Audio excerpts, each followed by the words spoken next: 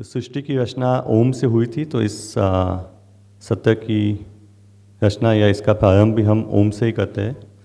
ओम मंगलाचरण के लिए भी उपयोग किया जाता है। तो हम हल्के से आंख बंद करके अंतर्मुख होकर एक बार ओम ध्वनि का उच्चारण करेंगे सब साथ मिलकर।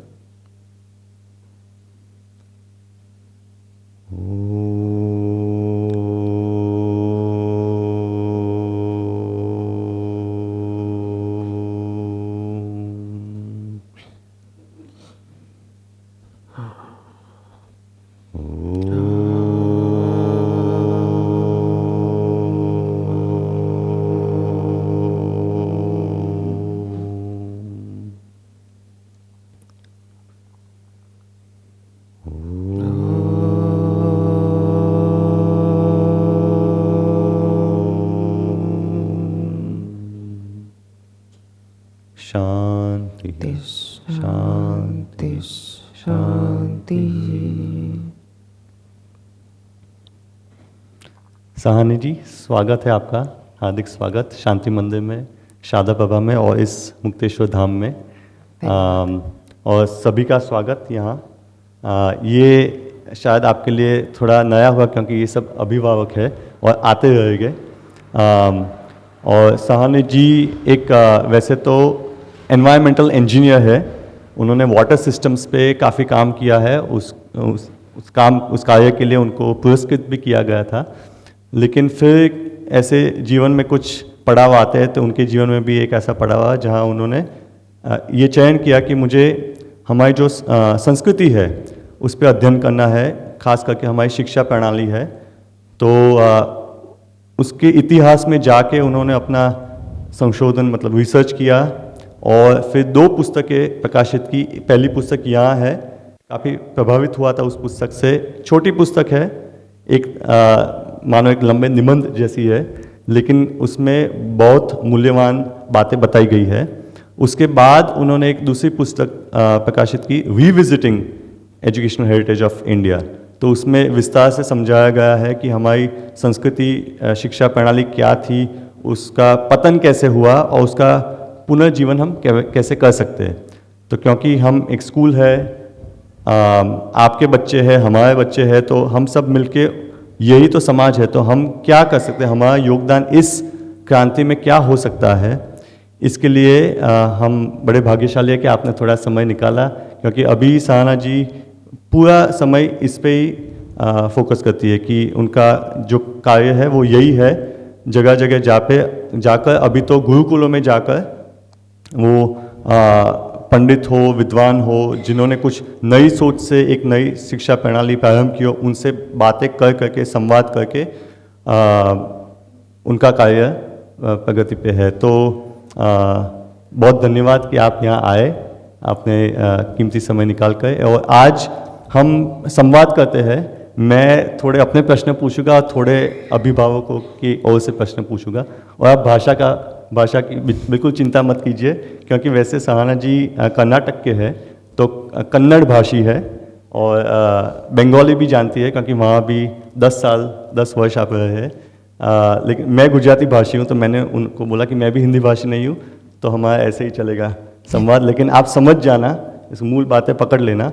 और अंत में अगर आपको प्रश्न हो तो आप यहाँ आके माइक देंगे हमारे साउंड इंजीनियर, तो आप यहाँ आके अपने प्रश्न पूछ सकते हैं। And for those who speak only English or who understand only English, there will be some space at the end where we will speak in English perhaps, and also you'll get the opportunity to ask in English and you'll be able to answer in English as well. So let's get started. तो सहाना जी, मेरा पहला प्रश्न, शायद सबका प्रश्न ये होगा कि आपका जो बैकग्राउंड है एनवायरमेंटल इंजीनियरिंग में, और आपने चयन किया है कि आप हमारी संस्कृति के इतिहास पे संशोधन करेंगे और लोगों के साथ जो भी आपने पाया है वो शेयर करेंगे। तो इसमें जो एक उत्साह जो आपका है, जो मैंने देखा है, वो कहाँ से आता है, और आपने ये परिवर्तन अपने जीवन में जो आया है वो कैसे आया है? तो सबसे पहले तो स्वामी नित्यानंद जी के परंपरा को प्रणाम करती हूँ। क्योंकि उन्होंने जो काम किया है वही ऐसे जो गुरु परंपराएं हैं, उन्होंने जो काम किया है उसी की वजह से ये सिविलाइजेशन बचा हुआ है अभी तक। तो उनको सबसे पहले प्रणाम, और बाकी जितने भी यहाँ पे आए हैं, thank you so much for coming on a holiday. आप चाहे तो घर में आराम कर सकते थे, पर आप यहाँ पे आ गए, सो थैंक्स फॉर कमिंग। जैसे उन्होंने बताया, मैं घर में अपने माँ बाप के साथ कन्नड़ा में बात करती हूँ, तो that is my mother tongue. और हिंदी में बहुत पहले बात करती थी जब पढ़ाई की थी दिल्ली में, उसके बाद जगह जगह चले गए तो हिंदी में थोड़ा सा डिग्रेडेशन हो गया है। और किताब भी मैंने इंग्लिश में ही लिखा है, दैट शोज़ जो इंग्लिश एजुकेशन मिला है तो इंग्लिश में ही लिखा है। लेकिन इसका ट्रांसलेशन अभी है, हिंदी में भी है, गुजराती में भी है और कन्नड़ा में भी आ गया है। तो आई होप लोग इसको भी पढ़ेंगे। बहुत अच्छे अच्छे ट्रांसलेटर्स मिले हैं जिन्होंने, मैंने सुना है कि मेरे से भी अच्छा लिखा है, मेरा जो इंग्लिश ओरिजिनल है उससे भी उनका अच्छा है, तो वो पढ़िएगा। अच्छा, आपने जो पूछा कि ये परिवर्तन कैसे आया, तो ये जब परिवर्तन तब आया जब मुझे पता चला कि मुझे कुछ पता ही नहीं है अपने देश के बारे में, अपनी संस्कृति के बारे में। मैं तो सोचती थी कि मैं पढ़ी लिखी हूँ, कि मैंने इतना कुछ पढ़ लिया, इतना कुछ सीख लिया। बट जब हम अमेरिका गए रहने के लिए, और वहाँ पे जब मैंने देखा जिस तरह से वो हमारे भारत के बारे में उनके टेक्स्ट बुक्स में लिखा था, तब मैं थोड़ा सा उसके बारे में रिसर्च करने लगी। जागृत हो गए। हाँ, जागृत हो गई, क्योंकि हमारे बारे में कुछ ऐसा लिखा था text book, high school text book में, कि भारत में तो सती है, कास्ट सिस्टम है, और महिलाओं का कोई ये रेस्पेक्ट नहीं है, इस तरह से कुछ प्रोजेक्ट किया था, पॉवर्टी है। तो ये सब तो मुझे तो ऐसे कभी नहीं लगा था। I was a proud Indian and I never felt discriminated against, कि मैं लेडी महिला हूँ इसलिए मुझे एजुकेशन नहीं दिया जा रहा, ऐसे कभी तो कुछ हुआ नहीं था मेरे साथ। तो देन मैंने लिखना शुरू कर दिया उस टाइम। तब तक तो मैं वाटर मैनेजमेंट के बारे में लिखती थी। मैंने सोचा कि मैंने इंजीनियरिंग की है और मैंने वाटर जो भी किया है, रिसर्च किया है, काम किया है, वो वाटर में था, वाटर पोल्यूशन, वाटर ट्रीटमेंट, ये सब। फिर मैंने जब देखा कि भारत के बारे में ऐसा बोला जा रहा है, then I started writing about history. तो मुझे एक्चुअली, मैं पढ़ती थी, मुझे पता था कि हमारे स्कूल में जो पढ़ाया गया हिस्ट्री, वो उसमें कुछ खोट है, क्योंकि ये जो डॉक्टर डेविड फ्रॉली हैं और डॉक्टर NS राजाराम, ये सब जो हिस्टोरियंस हैं, उनकी किताबें मैं पढ़ चुकी थी। तो मुझे पता था कि हिस्ट्री में कुछ गड़बड़ है जो हमने पढ़ा है। अब मुझे ये भी पता चला कि एजुकेशन के बारे में जो हमें पता नहीं था, हमने सोचा था कि वेस्टर्न एजुकेशन मिला, इसी से साइंस और टेक्नोलॉजी का एजुकेशन मिला हमें, वो सब भी एकदम हिल गया मेरा, मैंने जो देखा था। सो पहले तो हिस्ट्री ग्रुप ज्वाइन किया था मैंने US में। तो हम लोग सब हिस्ट्री के, इंडियन हिस्ट्री के, रियल हिस्ट्री के बारे में बात करते थे। करते करते एक दिन मैं नालंदा यूनिवर्सिटी, तक्षशिला यूनिवर्सिटी, इसके बारे में रिसर्च करने लगी, और तब जाके पता चला ये पूरा गुरु शिष्य परंपरा जो है, जिसको मैं संगीत के साथ एसोसिएट करती थी कि हाँ, संगीत में अभी भी है वो, जैसे पहले हुआ करता था, लेकिन बाकी डिसिप्लिन्स में चला ही गया है, समझिए। जो हम मेन स्ट्रीम स्कूल्स में जाते हैं, तो उधर गुरु शिष्य परंपरा तो देखा ही नहीं था। तब मैं जागृत हुई, और जब धीरे धीरे मैं उसमें और डीप गई, तो मुझे पता चला कि सारे जो प्रॉब्लम्स है दुनिया में, वो इसलिए है कि हम अपने संस्कृति से दूर चले गए हैं। और ये जो वाटर ट्रीटमेंट के बारे में लिख रही हूँ मैं, वो भी प्रॉब्लम इसलिए आया है कि हम संस्कृति से दूर हो गए हैं। तो रूट कॉज यही था कि हम संस्कृति से नहीं जुड़े हैं। जब जुड़ जाएंगे तो बाकी सारे प्रॉब्लम सॉल्व हो जाएंगे।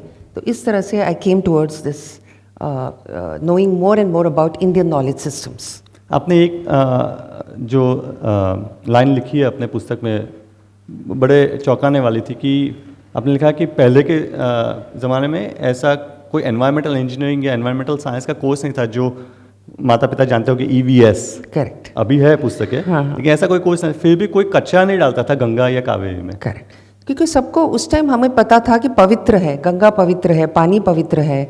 अगर पानी हमको मिल जाए पीने के लिए, हम उसको एक म्यूनिसिपल सर्विस की तरह नहीं देखते थे कि नल खोला और पानी आ गया, उसके लिए हमने बिल भर दिया तो काम खत्म। नो, हम हर बार जब पानी पीते थे या खाना खाते थे तो we used to be very thankful. Gratitude जो एक चीज़ है वो बहुत हमारे हर रिचुअल में है। तो ये था। और पेड़ पौधे वो हमारे पवित्र हैं, और हवा पवित्र है, सब कुछ पवित्र है। तो हमें क्या फिर एनवायरमेंटल इंजीनियरिंग की ज़रूरत थी? तो जो भी हम डिसिप्लिन पढ़ते थे, जो भी पुरानी टाइम के जो यूनिवर्सिटीज़ थे, जैसे नालंदा, तक्षशिला। इनफैक्ट मेरी बुक में आप पाएंगे more than 80 centres of higher learning थे इंडिया में, जो मैंने प्लॉट किया है। पूरे नॉर्थ साउथ ईस्ट वेस्ट, जैसे गुजरात में वल्लभी यूनिवर्सिटी था, तो वो सब प्लॉट किया है मैंने। कहीं भी आपको एनवायरमेंटल साइंस या इंजीनियरिंग नहीं मिलेगा, क्योंकि सब लोग उसको देवर अ पार्ट ऑफ नेचर, वो अपने आप को उसी का हिस्सा मानते थे। तो जो भी अगर आपने पेड़ को नुकसान पहुंचाया तो आपको नुकसान हो जाएगा, आपने सॉइल को नुकसान पहुंचाया तो आपको हो जाएगा। We are all together, we are connected. ये अंडरस्टैंडिंग था, तो फिर there was no need of treating it like an external thing to be protected. तो जैसे ही हमारा ये चेंज हो गया, व्हेन वी बिकेम कॉलोनाइज्ड, तो पूरा आउटलुक ही चेंज हो गया। और हम अलग, हम सबसे ज़्यादा इंपॉर्टेंट चीज़ हम हैं, ह्यूमंस। हमारे लिए सब कुछ बन रहा है अभी रिवर भी हमारे लिए है, पेड़ हमारे लिए है। So we are now, we became very selfish जब हम अपने ज्ञान परंपरा से दूर हो गए। हाँ, अभी भी वो लोग जो वाटर पोल्यूशन पे जो प्लान्स, प्रोग्राम्स, पॉलिसीज निकालते हैं, वो इसलिए करते हैं कि उनको खुद को नुकसान हो रहा है।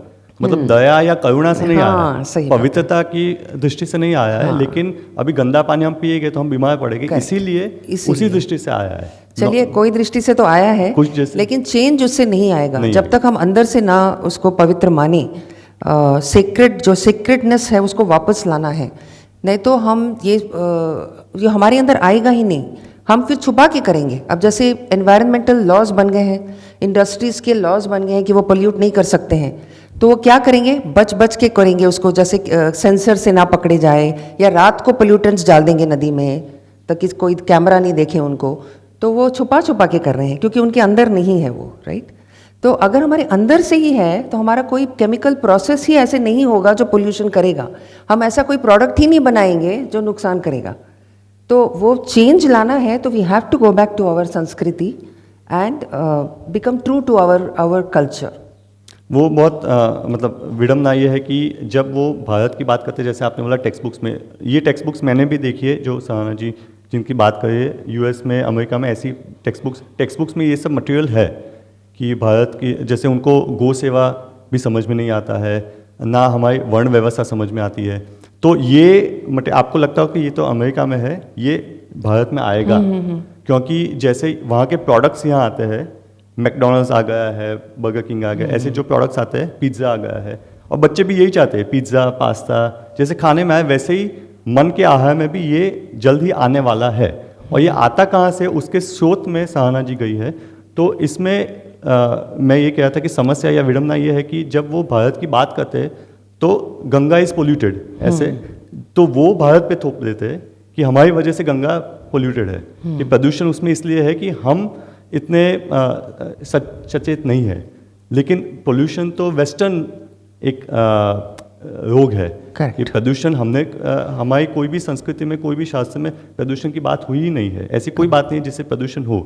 तो जो भी गलत है वो भारत पे वो थोप देते हैं, और जो भी सही है वो बोलते हैं ये तो सार्वजनिक है, जैसे योग है, ध्यान है। Correct, that's right. Charaka Samhita itself says that पानी में आप कुछ नहीं डाल सकते, you can not put any pollution, you can not.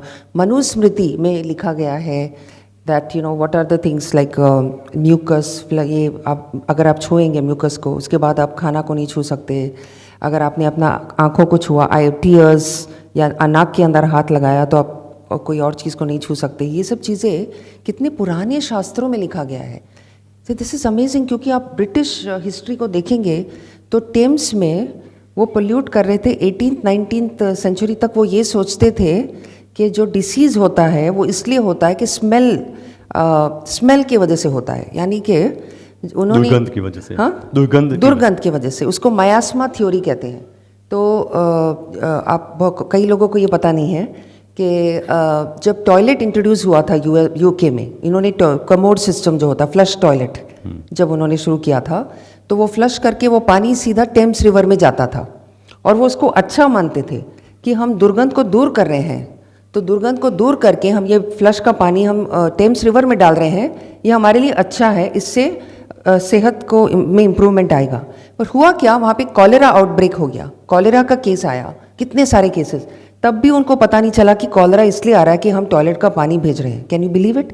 In the 18th century also ये कनेक्शन उनको नहीं पता था, जो कि हमारे चरका संहिता, सुश्रुता संहिता, मनुस्मृति में लिखा गया है कि पानी में कोई पोल्यूटेंट नहीं जाना चाहिए। खास तौर पे हमारा ह्यूमन वेस्ट हम जो करते हैं, जैसे कि क्या बोलते हैं, डेफेकेशन करते हैं, स्टूल्स क्या बोलते हैं हिंदी में? मलत्याग। हाँ, वो जो हम करते हैं वो पानी के पास कहीं नहीं होना चाहिए, वो सॉइल में कहीं करिए दूर, और उसके ऊपर आप सैंड डाल दीजिए, उसको कवर कर दीजिए, वो पानी में नहीं जाना चाहिए। ये अंडरस्टैंडिंग हमें था, thousands of years we had that understanding. But in Thames river the toilet was introduced with the straight connection between the toilet and the Thames river.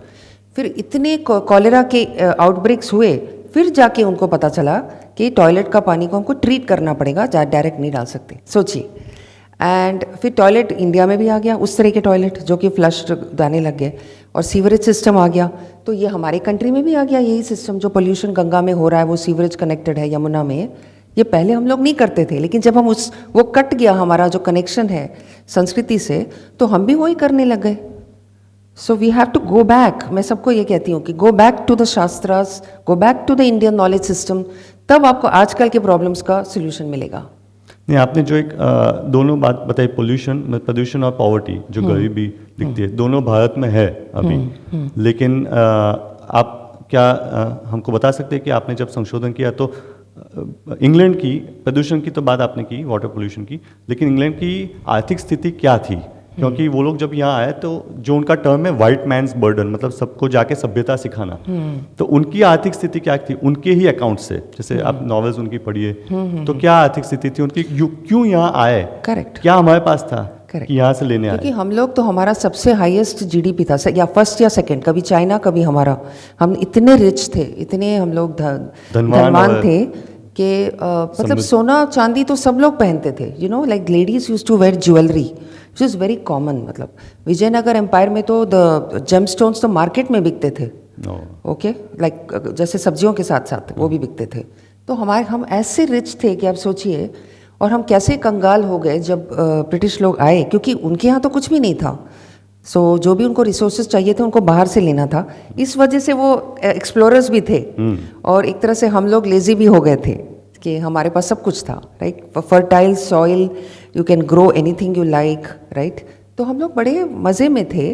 फिर उसके बाद जब ये लोग आ गए हमारे पास, पहले तो ट्रेडिंग करने आए, फिर उन्होंने देखा कि यहाँ पे तो हम लोग राज कर सकते हैं, इन लोगों को लड़वाओ, इन और मेक द किंग्स फाइट। फिर राज करने लग गए। फिर धीरे धीरे पूरा उन्होंने हमारा इकोनॉमी को तोड़ दिया। तो इंडिया में जो भी बनता था वो पूरा ब्रिटेन के लिए था। वही करेंसी का रेट भी सेट करते थे, इंटरनेशनल। तो पहले तो हमारे यहाँ जो आर्टिसंस एक्सपोर्ट करते थे, टेक्सटाइल्स एक्सपोर्ट करते थे, जेम स्टोन्स, पूरे वर्ल्ड में जितने भी लग्जरी आइटम्स हैं वो सब इंडिया से जाते थे। सिल्क, क्लॉथ, फिर जो भी आपको मतलब लग्जरी, उस टाइम के जो भी लग्जरी गुड्स थे वो इंडिया से जाते थे। तो सारा पैसा इंडिया को ही आता था। तो you will find in Roman text, Pliny is a Roman chronicler, उन्होंने लिखा है कि हमारे तो सारे गोल्ड, हमारा गोल्ड इंडिया में जा रहा है, बिकॉज हम सिर्फ उन्हीं से खरीद रहे हैं। We need to stop this, why are we not making this things? You can find that in Pliny's writings. सोने की चिड़िया जो कहते थे, सोने की चिड़िया, एग्जैक्टली। फिर ब्रिटिश लोगों ने क्या किया कि वो सारा वहाँ मूव कर दिया इंग्लैंड में। हमारा जो टेक्सटाइल इंडस्ट्री है उसको बंद करवा दिया, वहाँ मूव कर दिया। फिर सबका रेट्स भी उन्होंने फिक्स किया, एकदम चीप इंडिया से ले लेंगे और वहाँ जाके they will sell it at 10 times the cost. ऐसे करके वो बहुत रिच हो गए। लेकिन आज जो karma is hitting them hard, I can see it happening in England today, by the way, what they are suffering today. Anyway, so but तो इस तरह से लोग सोचते हैं कि सिर्फ हमारा धन उधर गया, बट ऑल्सो हमारा नॉलेज भी गया। जो नॉलेज का जो लॉस है वो मैंने रिसर्च में पता किया, और मेरा लॉन्गेस्ट चैप्टर मेरी किताब में वही है कि कैसे कैसे हमारे यहाँ से जो नॉलेज है वो सारे देशों में गया। Knowledge of mathematics, science, philosophy हो गया, हर तरह का नॉलेज। आप सोचिए, स्टोरीज़ हमारे चले गए, हमारे गेम्स लेके गए सब लोग, और हमारे मैन्युस्क्रिप्ट्स उठा उठा के लेके जाते थे। वही ट्रेड रूट्स जिसमें सिल्क वगैरह जाता था, उसी रूट्स में हमारे बुक्स जाते थे। फिर वो बुक्स उनके लैंग्वेज में ट्रांसलेट कर देते थे, फिर वो उनका हो जाता था। उसमें कोई एट्रीब्यूशन नहीं था कि इंडिया से आया है नॉलेज। कहीं कहीं ढूंढेंगे तो मिलेगा, जैसे कि ज़ीरो का डेसिमल सिस्टम का आपको मिलेगा, बिकॉज यू नो फिबोनाची जिसको कहते हैं हम लोग, फिबोनाची जो इटालियन ये थे मैथमेटिशियन थे, उन्होंने क्रेडिट दिया है। He called it modus Indorum, the method of the Hindus, because Hindus were called Indus Hindus. तो जो हिंदू मेथड है वो यूज़ करेंगे तो आपका कैलकुलेशन जल्दी हो जाएगा, उन्होंने प्रचलित किया उसको। बिकॉज पहले रोमन सिस्टम यूज़ करते थे नंबर्स के ना, तो 1 2 3 कैसे लिखते थे आपने देखा होगा, कैसे रोमन नंबर्स में लिखते थे, वो वी लिखेंगे, एक्स लिखेंगे, तो नए नए लेटर्स ढूंढने पड़ते थे नंबर्स लिखने के लिए। और इस तरह से अगर आपको लिखना है 3000 तो वो इतना बड़ा एक लिखना पड़ता था। फिर जब डेसिमल सिस्टम आ गया तो बहुत जल्दी जल्दी वो छोटे छोटे नंबर्स में आप इतने बड़े बड़े नंबर्स लिख सकते हैं, करेक्ट। सो एक सिस्टम बन गया जिसमें आप कितना भी बड़ा नंबर हो आप उसको 1 और 1 to 9 1 to 0 1 2 3 4 5 6 7 8 9 0 ये 10 न्यूमरल से आप कोई भी बड़ा नंबर को लिख सकते हैं। This was a mind boggling discovery by India. आज भी हम उसको यूज़ कर रहे हैं, कोई चेंज नहीं है। तो ये इंडिया से आया, इतना ओरिजिनल थिंकिंग। सोचिए, मैं कई बार सोचती हूँ कि वो कहाँ गया वो उस तरह का थिंकिंग कि किसी ने ऐसे सोचा कि हम नंबर्स को ऐसे लिखेंगे, हाँ। और ये बाइनोमियल इक्वेशन कैसे सॉल्व करना है, क्वाड्रेटिक इक्वेशन, क्या क्या किया हम लोगों ने मैथ्स में, इतना इनोवेटिव थे हम लोग। और हम नंबर्स को सिर्फ नंबर की तरह नहीं देखते थे, उसको हम उसमें we used to see it as a divine entity. It was not just a numerical thing, we could also see the magic of that number in terms of non material number like zero, infinity का the bigger meaning of that, वो भी दिखता था हमको। फिर उसका geometric meaning भी दिखता था हमको। We looked at mathematics in 3 different ways, right? In the arithmetical way, in the geometrical way, and in the philosophical way.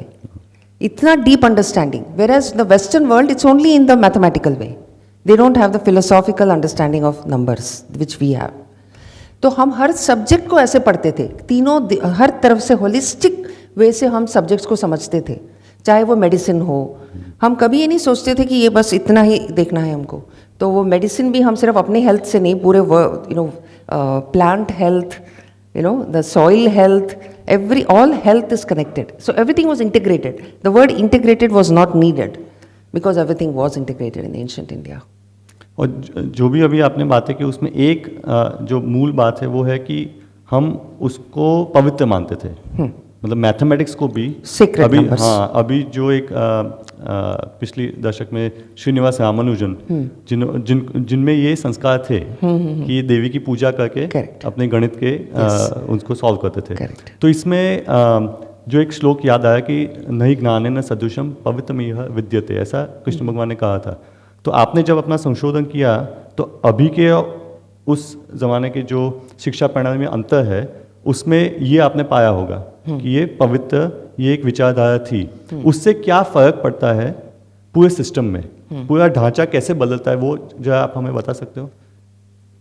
तो पहले समय में वो रिलीजियस और इसको सेपरेट नहीं करते थे, साइंस और रिलीजन को सेपरेट नहीं करते थे जैसे आज किया गया है। अब आप जब साइंस पढ़ते हैं तो आप गॉड का नाम नहीं ले सकते, आप कोई स्पिरिचुअलिटी नहीं ला सकते उसमें। लेकिन पहले समय में ऐसे कोई बैरियर्स नहीं थे। तो अगर आप सूर्य को स्टडी कर रहे हैं तो एक तरफ आप उसको पूजेंगे, द अधिदैवा, फिर एक तरफ अधिभौतिका, you will study it in terms of okay what is the sun made of, what is the distance from the sun to the earth, mathematics, what is the mathematical aspect of the sun, उसको देखेंगे, correct. तो you can see it both as a material thing और you can see it as a divine thing, and you can also use it for poetry, for art. कोई ये नहीं था, there was no barricade. So you can depict the sun in the form of poetry, in the form of paintings. So everything would be studied like that. उससे क्या था, I think हमारा mind जो है वो बड़ा रिसेप्टिव था। उस तरह का जब एजुकेशन सिस्टम था तो हम लोग बहुत कुछ ऑब्जॉर्व करते थे हर डायरेक्शन से। अभी बहुत रिस्ट्रिक्टेड हो गया है। अभी जब हम उसको सिर्फ एक रूप से साइंस के रूप, हाँ, उसको हम एक बॉक्स में डाल के पढ़ते हैं। ऑफ कोर्स अभी आउट ऑफ बॉक्स थिंकिंग ये सब सिखाया जा रहा है यूएस में कि आउट ऑफ बॉक्स थिंकिंग करो। अरे कैसे करें, जो करने का जो साधन है वो तो निकाल दिया है ना। तो आउट ऑफ बॉक्स थिंकिंग तभी आएगा जब आपने माइंड को फ्री कर दिया है, आप माइंड को लिबरेट कर रहे हैं, आपको ब्रीदिंग करना आता है जिससे कि आप माइंड से सारे स्ट्रेसेस निकाल देंगे, आपको कोई एग्जाम का टेंशन नहीं है। तब जाके तो आएगा माइंड के अंदर आपको ओरिजिनल आइडियाज आएंगे, राइट। तो ये प्रॉब्लम आया है कि जब से हमने उसको बांट दिया अपने ब्रेन को, और फिर हम अब तो अभी नया टेक्नोलॉजी भी आ गया तो हम एडिक्शंस भी हो गए, तो अभी माइंड बिल्कुल फ्री नहीं है और हम नेचर से कुछ भी नहीं ले रहे हैं। नेचर से जो हमको मिलना चाहिए इंस्पिरेशन या जो क्यूरियोसिटी जागनी चाहिए हमको, वो नहीं है, क्योंकि हम नेचर से अलग हो गए हैं। क्लासरूम्स अभी 4 वॉल्स के अंदर होते हैं, तो नेचर को अलग करके जब हम पढ़ेंगे ना तो वो एजुकेशन जो है वो इनकम्प्लीट होगा और आपको कोई आप कुछ सोच भी नहीं पाएंगे ठीक से और आप कुछ क्वेश्चंस के बारे में सोचेंगे भी नहीं कि आप क्या बोलते हैं सेल्फ अवेयरनेस की तरफ ही नहीं जा सकते if you are away from nature. So this is the big difference between ancient Indian education system and the modern times, modern mainstream. अच्छा है आपने ये कहा, क्योंकि हम कहते हैं कि हमारी जो शादा विवाह में शिक्षा चलती है तो कि हम जो संस्कार देते हैं वो प्रकृति की गोद में देते हैं, क्योंकि आपने देखा कि ये आम वाड़ी है, Yes, yes. है ना, इसको मगोद कहते हैं. तो माँ की गोद, तो माँ प्रकृति है. तो यहाँ हम बच्चों को प्रेरणा देते हैं कि बाहर जाओ, पेड़ पौधे को देखो. और यहाँ जैसे आपने कहा कि जो सीमाएं है इतनी सख्त सीमाएं नहीं है कि ये ऐसे ही देखना है, ऐसे ही देखना है, कि कैसे आप प्रश्न पूछ सकते हो. तो अभी ये ढांचा जो बदल गया, तो आप क्या शिष्य के बारे में कह सकते हो कि उस इतिहास के शिष्य कैसे थे, उनकी सोच कैसी थी, और अभी की बच्चों में सोच कैसी होती है? क्योंकि अब स्कूल क्यों जाते, ये माता पिता सब यहीं बैठे हैं, तो वो भी बोलेंगे कि जॉब मिल जाए, कि कुछ नौकरी मिल जाए, रोजगार हो जाए. लेकिन तब क्यों जाते थे, उनकी मानसिकता क्या थी?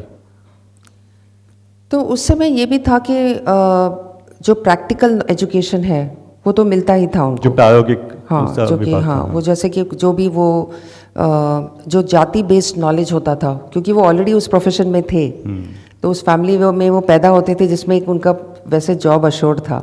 तो ये एडवांटेज था पहले समय टाइम में कि अगर आप कारपेंटर के फैमिली में हैं या वैद्य के फैमिली में हैं तो आपको वो उसी प्रोफेशन में आप जाएंगे. तो इस तरह से उस चिंता तो उस टाइम नहीं था. और जिनको वेद के तरफ जाना है, वेदों को समझना है, तो वो उस तरफ चले जाते थे. वैदिक ज्ञान प्राप्त करने के लिए वो गुरुओं के पास जाके रह के सीखते थे. और अगर उनको कोई स्किल में रहना है तो उसके लिए भी पूरा अरेंजमेंट था. तो अभी क्या हो गया है, सब जनरल कर दिया है. तो एक्चुअली प्रॉब्लम अभी आया है कि आप कोई भी कहीं भी जा सकता है, तो इसलिए अभी सब जगह कंपटीशन है. उस टाइम क्या था कि जो कारपेंटर है वो कारपेंट्री ही करेगा, बाकी लोग जो है वो उसमें जाके नहीं कर सकते, तो उनका जॉब अश्योर्ड था. तो अभी क्या है कि सब लोग कारपेंट्री करने लगे, तो the carpenters will not have a job, right, they will be swamped out. तो वो नहीं था, तो वो एडवांटेज उस टाइम था. तो अभी जो है, so now we have to reinvent the livelihood. तो so that is the challenge that you have, and I am sure that उसका आप सोल्यूशन निकालेंगे. मैं कई गुरुकुल में जाके देख रही हूँ, कई ऐसे जो स्कूल सिस्टम्स हैं जहाँ पे वो इंडियन नॉलेज सिस्टम्स को लेके आ रहे हैं कि वो कैसे वो चेंज कर सके सिस्टम को, जिससे कि आप ये सब पढ़ के आएंगे और आप ही जॉब्स जनरेट करेंगे. हम क्यों सोच रहे हैं कि कोई हमको जॉब देगा? क्यों हम कोई ऑफिस में ज्वाइन करके कुछ बकवास सा जॉब करेंगे जिसमें अगेन आपको you will get away from nature के साथ नहीं होंगे, और जो प्रोडक्ट बना रहे हैं वो हानिकारक है. क्यों ऐसे सिस्टम में जाए? क्यों ना आप ही एंटरप्रेन्योर बन जाए और कोई नया कोई शुरू करे जो लोगों को पसंद आए. और या तो फिर आप कोई प्रॉब्लम सॉल्व करिए, आज का जो प्रॉब्लम है उसको सॉल्व करने के लिए कुछ नया तरीका निकालिए, और वही एक लाइन ऑफ वर्क हो सकता है. तो ऐसे हमको सोचना पड़ेगा. नहीं, बहुत अच्छा, क्योंकि मैं आपने जब कहा ना कि ईस्ट इंडिया कंपनी आई थी, जो पहले उन्होंने व्यवसाय पे उनका प्रहार किया, मतलब वैश्य वर्ण पे, फिर राज करना चाहा तो क्षत्रिय भी गया, और अंत में जाके एजुकेशन पे हमला किया, तो वो है अपना ब्राह्मण वर्ण. तो जो वेल्थ जनरेशन, जैसे आपने कहा जीडीपी हम सबसे ज़्यादा था, शायद 1/3 जीडीपी पूरे दुनिया का भारत में था, और अभी एक under developed third world country है. तो जॉब अगर हमें क्रिएट करनी हो, मतलब हमें ही जॉब देनी हो, तो व्यवसाय को वापस लाना पड़ेगा. अभी आपने बिल्कुल ठीक है, सब जॉब का ही सोचते हैं. तो माता पिता क्या कर सकते हैं बच्चों के लिए, ताकि ये सोच में बदलाव आए? क्योंकि गवर्नमेंट कुछ चीज़ें कर सकती है, और वैसे सब गवर्नमेंट जॉब्स के लिए जाते हैं, मैं देखता हूँ ना, और सब पूछते भी है कि गवर्नमेंट जॉब में कैसे जाना, अभी से ट्रेनिंग लेते हैं. लेकिन गवर्नमेंट ऐसा है कि गवर्नमेंट एक उपजीवी है, मतलब वो उपजीवी है, वो पैसा कहाँ से लाएगा और सबको जॉब्स कैसे देगा? तो कहीं ना कहीं तो हमें धन का अर्जन करना, कहीं ना क्रिएट करना पड़ेगा ना. तो कौन क्रिएट करेगा अगर हम व्यवसाय करेंगे ही नहीं? अगर हमें सोच, जैसे एंटरप्रेन्योरशिप आपने कहा कि नई सोच लाके कुछ बदलेंगे ही नहीं, सब जॉब में ही जाएंगे, और वो भी गवर्नमेंट जॉब में ही, सिक्योरिटी का ही सोचेंगे, सुरक्षा का, तो ग्रोथ का कौन सोचेगा? तो माता पिता क्या कर सकते हैं इस बदलाव को लाने के लिए ग्रास रूट्स पे, मतलब हम आम आदमी क्या कर सकता है? नहीं, माता पिता का काम यह है कि बच्चों को के अंदर क्यूरियोसिटी जगाना है. क्यूरियोसिटी को क्या बोलेंगे हिंदी में? जिज्ञासा हो, जिज्ञासा, कुतूहलता हो. हाँ. वो जगाना है। जब वो जग जाएगा तो वो सोचेंगे, और उनको आप बोलिए कि इसका सोल्यूशन क्या हो सकता है, ऐसे उनको उनके मन में ये सब आप लाइए क्वेश्चंस। ये प्रॉब्लम जो है यहाँ पे, ये गरीबी है यहाँ पे, तो इसके लिए क्या कर सकते हैं, यहाँ पे ये एनवायरनमेंट है, यहाँ पे ये सॉइल है, यहाँ पे ये रिसोर्सेज हैं, इसको लेके हम क्या कर सकते हैं। थोड़ा सा उनके अंदर वो लेके आइए आप बच्चों के अंदर। एक तो ऑफ कोर्स आप उनको संस्कृति से जोड़िए, बिकॉज संस्कृति से आप जोड़ेंगे तो क्या होगा कि मेंटल हेल्थ का इश्यू सब वो जो है वो उसका जो है वो सोल्यूशन आ सकता। हाँ, मानसिक स्वास्थ्य के लिए वो तो बहुत ज़रूरी है। नहीं तो वो टेक्नोलॉजी के साथ फंसे रहेंगे, अगर मोबाइल फ़ोन देखते रहेंगे, गेम्स खेलते रहेंगे, तो उनको तो कोई चीज़ में इंटरेस्ट ही नहीं होगा, माइंड एकदम ब्लैंक होगा, तो वो कोई पता नहीं दूसरी दुनिया में ही होंगे, which has no relation to this world. तो आपको उनको रूटेड रखना है, इस you have to keep them rooted to this land of ours, this world of ours, and limit the time that they spend on devices. वो तो उससे तो दूर रखना है, और अगर डिवाइसेस को यूज़ करें तो सिर्फ उसके लिए यूज़ करें, कोई पर्पस के लिए यूज़ करें, है ना, कि कुछ इतना टाइम के लिए मुझे ये करना है, वो पर्पस लेके जाए। ये नहीं कि इस पर क्लिक किया, उस पर क्लिक किया, इस पर क्लिक किया, कर करके फिर एकदम पता नहीं घंटों बीत गए और हमने कुछ किया ही नहीं। वो नहीं होना चाहिए। माइंड को पहले फ्री करवा दीजिए बच्चों का, फिर उनको इंटरेस्ट लेके आइए चीज़ों में। उनको जब ट्रैवल करते हैं आप कहीं पे, तो सिर्फ एन्जॉयमेंट के लिए नहीं कि भाई हम होटल में रह के आएंगे और खाना खा के आएंगे। तो ऐसे मैंने तो अपने बेटी के साथ ऐसे ही किया था। जहाँ भी मैं जाती थी उसको बार बार हम भारत आते ही रहते थे, और हर बार मैं उसको कोई नई जगह दिखाती थी और उसका हिस्ट्री बताती थी और उसमें इंटरेस्ट लेके आती थी। क्यों, आज भी मेरी बेटी, हम यूएस में है, लेकिन उसको अगर आप बोलेंगे भारत में आके सेटल हो जाओ तो आ जाएगी वो। अभी बस कहने की देर है, इतना प्यार है भारत के लिए। तो वो आपको भी करना होगा भारत के लिए, कि दैट सेंस ऑफ ग्रैटिट्यूड होना चाहिए। And then when you have all these things in place, जो संस्कृति के लिए चाहिए, वो सब हो गया, फिर वो आइडियाज़ भी आने लग जाएंगे कि हमें क्या करना चाहिए, है ना। Instead of joining some job, think of what problem are you solving by joining that job. कि जॉब पे आप चले जाएंगे तो उनका जो भी एजेंडा है वो करना पड़ेगा, लेकिन आपका एजेंडा क्या है, आप क्या करना चाहते हैं दुनिया में। जितनी जल्दी वो अपने आप को समझ सकेंगे ना बच्चे, उतनी जल्दी वो कुछ अच्छा करेंगे। तो आपको उस दिशा में लेके जाना है कि वो अपने आप को समझ सके। तो बिल्कुल, हाँ, परफेक्ट, बहुत सुंदर। क्योंकि पहले आपने कहा कि पहले प्रकृति में समय बिताते थे, अब स्क्रीन पे बिताते, तो मन में जगह ही नहीं है कि कुछ ओरिजिनल, मतलब कुछ नए विचार आ सके, भद्र विचार या शुभ विचार आ सके, और उसको हम एकाग्र भी नहीं कर सकते। करेक्ट। तो अगर व्यवसाय में जाना है, अगर बिजनेसेस क्रिएट करने हैं, तो ऐसे पहले तो मानसिकता चाहिए, और तब फिर उनको बताना है कि समस्याओं का समाधान कैसे लाना है। करेक्ट। एक तो मुझे लगता है कि आर्ट्स में आप बहुत एक्सपोजर दीजिए उनको। लोग क्या करते हैं, उनको सिर्फ इंजीनियरिंग और मेडिसिन ऐसे कहते हैं ना, कला में अलग अलग कलाओं से उनको फेमिलियरिटी बढ़ाइए आप उनको, म्यूजिक में, डांस है, और भी कितने कलाएं हैं, हम तो मतलब हंड्रेड्स। तो उसका, क्योंकि फाइनली तब उनको पता चलेगा किस में उनका मन लग रहा है। तो आई थिंक पहले भी ऐसे ही होता था, लोगों को, बच्चों को ये सब सिखाया जाता था, फिर वो कहते थे मुझे ये अच्छा लग रहा है, मुझे व्यवसाय करना अच्छा लग रहा है, मुझे ये पेंटिंग करना है, राइट। हमें कैसे सिखाया गया था कि भाई पेंटिंग वगैरह तो साइड थिंग्स, जस्ट पार्ट, क्या बोलते हैं वो, एक्स्ट्रा करिकुलर पेंटिंग वगैरह, it was never main stream. Music वगैरह भी, ओ म्यूजिक में क्या कमाई होती है, that kind of thing. But ये नहीं, इट वॉज नॉट कि आपको किस में खुशी मिलती है, what makes you deeply happy, what makes you very very blissful, वो बहुत ज़रूरी है पहले ही पता लगाना। And so the earlier the child comes to know what the child loves to do, the better it is. इसीलिए उनको वो एक्सपोजर देना पड़ेगा। तो जगह जगह जाना चाहिए, make them meet lot of people.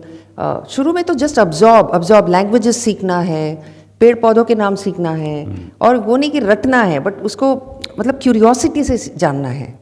ये ये पेड़ इस मौसम में ऐसे क्यों है, इसको पानी की ज़रूरत क्यों है, या ज़्यादा पानी इसको क्यों ज़रूरत है, and are we growing plants that are suited for this region, those kind of questions. और फिर यहाँ के जो नदियाँ थी, और यहाँ पे जो नाला है, वो हमेशा नाला थे या कभी एक टाइम में वो नदी भी थी, those things I discovered in Delhi. जितने भी नाला है, शाहदरा नाला, ये नाला, वो नाला, they were all rivers, they are all rivers, today they are all called nalas. तो ये क्या मतलब है? तो एक टाइम था जब ये सारे जो रिवर्स थे which were clean have all today become these recipients of rubbish. तो उनके अंदर वो लेके आइए, अब क्यूरियोसिटी लेके आइए, और sense of responsibility, and find what makes them happy, and not happy in the sense of entertainment. not happy in the sense of entertainment, but deep happiness, which makes them so happy that they are happy to do seva, they are happy to do japa, all those things, right? Not happy in a superficial way, but deeply happy. नहीं, ये आपने एक उसमें कहा भी है कि जैसे आपने कहा कि एन्जॉयमेंट के लिए, मज़े के लिए, मज़ा हमारा शब्द भी नहीं है लेकिन जो अभी वैसे मानसिकता ऐसी ही हो गई है कि सभी चीज़ों में मनोरंजन चाहिए, मज़े करने हैं, तो एक प्रकार का एडिक्शन जैसा है, मतलब एक व्यसन है।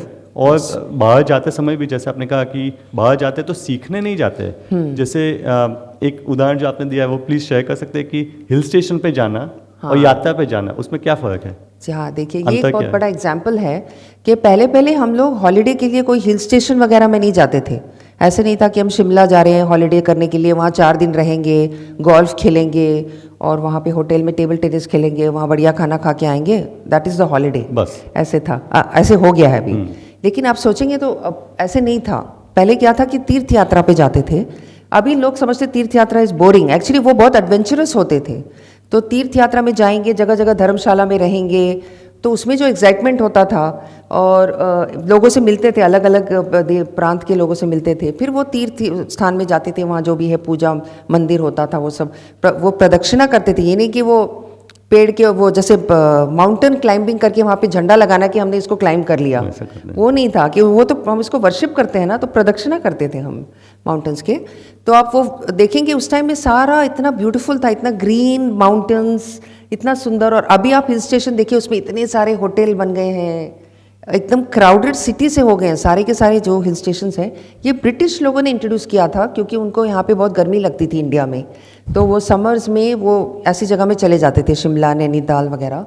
उन्होंने ये कल्चर इंट्रोड्यूस किया। जब वो चले गए ब्रिटिश, तो वो सब तो वहीं पे थे, वो सारे गेस्ट हाउसेज और ये वो, तो यहाँ इंडियंस भी अभी उस तरह से वाइट ब्राउन साहब्स बन गए। So that culture of going for holiday and just staying in some place. तो हम लोग अभी मंदिर भी नहीं जाते हैं अभी। पहले क्या था कि हम कोई जगह में जाए तो यहाँ की देवी कौन है, यहाँ के देवता कौन है, पहले उनको जाके हम प्रणाम करके आएंगे। क्षेत्रपाल कौन है यहाँ के, राइट, उनको करके उसके बाद हम सिटी को देखेंगे। अभी क्या है, वो तो मंदिर तो बोरिंग लगता है। तो even I was like that, I have to admit that. हम लोग जब हॉलीडेज प्लान करते थे, आई वुड से प्लीज़ मुझे मंदिर नहीं जाना है, I don't want to go to those places, ऐसे था। अभी उल्टा हो गया, अभी मुझे पहले वहाँ का जो भी मंदिर है वहाँ जाना है, बाकी चीज़ों के लिए अगर टाइम नहीं है तो कोई बात नहीं, but I have to pay my respects to the deity, because the shakti, I mean that is where you are going to get the shakti from. So, you know, you have to connect with your Kul Devis, Kul Devatas. That is very important for the well-being of the family. This is not superstition. I have realized it's not superstition. These are all energy centers जो India में हैं, और उसको हम, हाँ, शक्तिपीठ, even otherwise, even if they are not शक्तिपीठ, there is a Kul Devi, there is a Gram Devi. We have to give our respects to these, and in a way that is also helping to preserve the environment. तो पहले जो sacred forests होते थे पूरे India में, तो उसमें ये था कि आप काट भी नहीं सकते थे पेड़ों को, क्यों, बिकॉज वहाँ पे एक देवी है, वो गुस्सा करेगी। But actually it was meant to keep it safe, you know. और जब क्या हुआ कि हम लोग दूर चले गए उससे, तो हमने कहा कि वो देवी से कुछ नहीं होता, just cut off all the trees, and now there is nothing there, you know, and just ugly buildings, उसमें कोई सुंदरता नहीं है। That's another thing. पुराने टाइम के जो एजुकेशन जो सिस्टम था, उसमें सौंदर्य दृष्टि डेवलप करते थे लोग, तो कुछ भी बनाते थे तो सुंदर बनाते थे। अगर एक कुआं को खोदेंगे तो वो कुआं के अराउंड उसके भी डिज़ाइंस बनाते थे और उसको सुंदर बनाते थे, राइट। घर के बाहर भी rangoli, when decorating the house, वो था। अभी आप देखिए, आप कहीं भी जाइए सिटीज़ में, you don't find any beauty, because beauty तो एजुकेशन सिस्टम में है ही नहीं, वो सौंदर्य दृष्टि। They don't know what is beauty. तो beauty means in how you speak, how you look, not just external appearance, how you speak. और जो भी हम क्रिएट करते हैं वो तो हम भगवान के लिए कर रहे हैं, वो कोई सेल के लिए नहीं है। तो हम अगर एक घर बना रहे हैं, उसको we will make the house very beautiful, because we are offering it to Bhagwan, it's offering. तो इस स्पिरिट से करेंगे तो वो सुंदरता भी निकलेगा हर चीज़ में। That is missing. So today when I see, you know, all this market में वो बड़े बड़े बोर्ड लिखा है, बड़े बड़े बोर्ड्स हैं, फिर क्या दिस अगली market place, what is this. और रात को लाइट्स, ट्यूब लाइट्स सब जगह वो जला देंगे, तो वेयर इज़ द ब्यूटी। तो ये सब चला गया है, because our education system became bereft of that Sanskriti, which was lighting a lamp in our mind. The guru's job was to light a lamp in the mind, not to fill the mind with like facts. It was not a container कि डब्बा है इसके अंदर सारा facts डाल दो, उसके अंदर नॉलेज का फैक्ट्स डाल दो, वो नहीं था. बट एक चिराग जलाइए मन के अंदर ताकि वो स्टूडेंट के अंदर वो जिज्ञासा उत्पन्न हो and the student goes to find out the truth about everything. ये होना चाहिए था एजुकेशन में, वो अभी हमें लाना है. सत्यम शिवम सुंदरम जैसा. यस. तो गुरु की बात किया तो यहाँ शिक्षक भी है और माता पिता तो शिक्षक है ही, माँ पहली गुरु है. करेक्ट. तो शिक्षक क्या क्या दायित्व था, क्योंकि ठीक है फैक्ट्स फिल नहीं करने हैं उस बच्चे के दिमाग में, लेकिन अभी जो मैं देख रहा हूँ कि शिक्षक मिलने भी मुश्किल है. मतलब क्योंकि ना उनको सब्जेक्ट विषय का इतना गंभीर ज्ञान है, ना उनकी पढ़ाने की प्रणाली रोचक है, ना संस्कृति से कोई जुड़ाव है. तो जैसे आपने वो भी कहा कि कोई धंधा नहीं था एजुकेशन. तो शिक्षक के बारे में बोल सकते हो क्या दर्जा था और क्या अधिकार था किसी का शिक्षक बनने का? अच्छा, तो सबसे पहले तो ये है कि ये जो गुरु ऋण है ना, तो 3 तरह के ऋण होते हैं. गुरु ऋण, पितृ ऋण और पितृ ऋण, गुरु ऋण, देव ऋण. राइट. तो जब जो भी शिक्षक है उनको अपना ऋण उतारना है. उन्होंने भी तो इतना कुछ सीखा है अपने शिक्षक से, अपने गुरु से. तो वो कैसे उसको उतारेंगे जब वो नेक्स्ट जनरेशन को सिखाएंगे, पढ़ाएंगे. और इसलिए ऋण उतारने के लिए वो पढ़ा रही है, ना कि पैसे कमाने के लिए. राइट. तो वो एटीट्यूड शिफ्ट हो गया है अभी वो टीचर्स का कि this is a line of employment, profession है. Profession. It is not a profession, it is a secret calling that आप. इसीलिए इवन 18th-19th सेंचुरी तक जब कॉलोनियल सिस्टम ने पूरा बिगाड़ा नहीं था पूरा, उन्होंने लिखा है कि जब कोई पहले क्या था कि पूरा समाज जो है डोनेट करता था. पूरा the society use to donate to pathshala, to gurukul. तो this was considered to be a sacred job. यहाँ तक कि जो चोर डाकू भी हैं वो भी अपने जो भी उनके पास होता था धन, वो भी डोनेट करते थे टू एजुकेशनल इंस्टीट्यूशंस. और करके then they will get a good name कि देखो इन्होंने इस पाठशाला को इतना दान दिया तो ही इज़ अ गुड पर्सन. इस तरह से the society gave to schools. तो फिर जब ब्रिटिश लोग आए, जब राजा बन गए, तो उन्होंने कहा कि वाई आर दे डोनेटिंग, ये चैरिटी वैरिटी बंद करना चाहिए. जो यहाँ हिंदू लोग बहुत चैरिटी करते हैं, उन्होंने लिखा है ये, इसको टैक्स में बदल, वो हमें दे दे, ये हम उसको जो करना है वो करेंगे. Let it all be converted into tax. So make the tax rate so high that they can not give any daan to any. This happened in Punjab, this happened in Bengal, सब जगह ये हुआ कि उन्होंने चैरिटी को बंद करवा दिया. जो पहले हम लोग मंदिरों में खाना मिलता था, फ्री खाना, और एजुकेशन जो फ्री होता था, वो सब बंद हो गया जब टैक्सेशन इतना ज़्यादा कर दिया ब्रिटिश रूल में. राइट. तो लेकिन फिर भी देर आर इंस्टेंसेस जहाँ पे जब क्या कहते हैं, अभी society has become very poor और कोई कुछ दान नहीं कर पा रहे हैं पाठशाला में, तब भी टीचर्स आते थे पढ़ाने के लिए. And they are very surprise. वो कह रहे हैं ब्रिटिश एडमिनिस्ट्रेटर्स कि इनको तो कुछ खाने को भी नहीं मिल रहा है, फिर भी ये लोग क्यों आ रहे हैं पढ़ाने के लिए? क्यों आ रहे हैं? Just imagine. तो मुझे तो रोना आ गया ये पढ़ के. क्यों आते थे बताइए ना. तो ये है हमारा जो guru has to be, teacher has to understand this and the student should also understand. If both of them feel that respect, that you know that this is a sacred calling, the teacher is spending his existence is for teaching. He has to teach everything he knows, otherwise this knowledge will not go forward. और जो students उनसे सीख रहे हैं वो future के teachers हैं. उनको ये मालूम होना चाहिए कि जो हम सीख रहे हैं हम कल को teachers बनेंगे. because ये भी एक important चीज़ है. कोई भी student आज सोचता नहीं है कि मैं जाके teacher बनूंगा, वो ये सोचते कि मैं इंजीनियर बनूंगा, ये बनूंगा. सैलरी देखते हैं ना, सैलरी देखते हैं. बहुत गलत है ये. राइट. तो हमारी जो what we are seeing in our history is that the most respected person in society was the teacher, not the engineer, not the doctor. In fact it was the teacher.